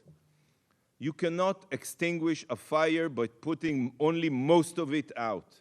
It will spread again, and you know it. The fire of terror is burning in Rafah. Sadly, there is no alternative. But if this council wanted to take steps that could truly advance an end to this war, then I have a proposition for you. Designate Hamas as a terror organization. Impose sanctions on their leaders. Demand that they release the hostages and put down their arms. Show them that the council no longer follow their script. This war can end today, tomorrow. It's up to you. If Hamas returns the hostages and surrenders, not one more shot needs to be fired. Why are you not echoing this message to the world? It is Hamas that murdered and brutalized Israelis. It is Hamas that is holding 128 hostages. And it is Hamas that has sworn to commit the atrocities of October 7th again and again until Israel is destroyed. Call out the terrorists. Tell the Gazans who it is that is truly responsible for their suffering. Colleagues, when it comes to the evacuation of civilians from Rafah, my heart truly goes out to them. It is terrible. It is truly terrible that they have to be evacuated, many of them not for the first time. I agree with you. But the removal of civilians from an active war zone is not an act that should be condemned here. It is an act that should be supported, especially by a council mandated to uphold security and protect life. Close to 1 million civilians have already left Rafah, and more are leaving every day. They have moved to a designated humanitarian zone that is being filled with aid. And our hope is for as many more civilians to leave Rafah and move out of harm's way. Because you know why? Because temporary evacuation is reversible, but the loss of life is not. Israel is advancing its operation in Gaza slowly and carefully. Despite the fact that any military expert would tell you here that wars are won by taking swift and overwhelming action, but we try to mitigate as many civilian casualties as possible. What do you expect us to do? Should we grant immunity to the terrorists still in Rafah? Have you considered the message this will send to terrorists worldwide? What is the message here? Hide behind your civilians and receive immunity from the Security Council. Mr. President, today the Council chose to continue sitting idle. What the Council should be doing is taking action. Action against Hamas terrorists, action against Iran, and action against all those who seek to deliberately murder, rape, and destroy. Utilize your power and pressure the terrorists. Help bring this war to an end with Hamas eliminated and our hostages returned. Help us bring a brighter future for all. Thank you, Mr. President. I thank the representative of Israel for their statement. I now give the floor to the representative of Egypt. You have the floor, sir. شكرا سيد الرئيس نشكركم على عقد هذا الاجتماع بطلب من الجزائر وسلوفينيا ونشكر المنسق الخاص تور فينسلاند والسيدة وسمو من الأوتشا على إحاطتيهما الكاشفتين. سيد الرئيس، يشهد قطاع غزة منذ أكتوبر الماضي كارثة إنسانية مروعة، كارثة من صنع الإنسان جراء الحرب غير القانونية التي تشنها إسرائيل على القطاع، والتي أودت بحياة أكثر من 4 the lives of more than 34,000 martyrs, most of them women and children. It injured 78,000. It destroyed 60% of residential buildings. 24 out of 32 hospitals are now completely out of service. The infrastructure is now almost completely destroyed. This reflects Israel's approach to deliberately turn the Strip into an uninhabitable place. Mr. President, despite international calls upon Israel to stop the bloodshed, to stop continued killing of civilians, despite continued mediation efforts by Egypt with Qatar and the United States, despite multiple Security Council resolutions, the response was another military operation in Rafah and its surroundings. Rafah hosts more than 1 million civilians that were forced to leave their homes many times without luggage or medication or enough food. Over months, which led to an unprecedented humanitarian crisis. This humanitarian crime in Rafah is unfolding before your eyes, and the whole international community is held responsible for the repercussions. To show you to what extent the humanitarian situation is disastrous, we're going to cite Commissioner General Lazzarini of UNRWA. He stated that Israel's claim that it is possible to transfer civilians to safe places is not credible. Lazzarini has said that the humanitarian situation is exacerbating. More than 800,000 Palestinians have been displaced from Rafah, meaning almost half of the Palestinians that were forced to flee to Rafah previously. Lazzarini also confirmed that the areas to which people are directed to go do not fulfill the minimum conditions for the provision of humanitarian aid. He stated that humanitarian aid is running out and it is impossible to distribute the rest due to the closure of border crossings and due to insecurity. Mr. President, in this context, Egypt would like to present to Council members and to the world some facts that should be undisputed. First, إسرائيل باعتبارها القوة القائمة بالاحتلال ملزمة بكافة قرارات مجلس الأمن ومحكمة العدل الدولية الصادرة منذ بداية الأزمة. And ICJ decisions that have been issued since the beginning of the crisis. It is bound by international law, international humanitarian law, and the rules of war. We stress that the application of these decisions and resolutions is not optional, is not a matter of choice. These provisions cannot be selectively applied. They are mandatory. They are bounding. International law is not a mantle donned by countries whenever they wish to, depending on their whims. Second, we should not accept flimsy justifications for the military operation in Rafah or empty claims repeated by the occupation authorities regarding measures that have been taken to alleviate the impact of the humanitarian repercussions. It has been proven that these claims are not credible if famine is imminent in Gaza, as indicated in UN reports. Third, the flow of humanitarian aid through the Rafah border crossing has stopped, which is a direct result of the continued and condemned military Israeli operation in Palestinian Rafah, an operation that was rejected and warned against by the whole international community. It is a manifestation of Israeli persistence in imposing a collective punishment upon Palestinians.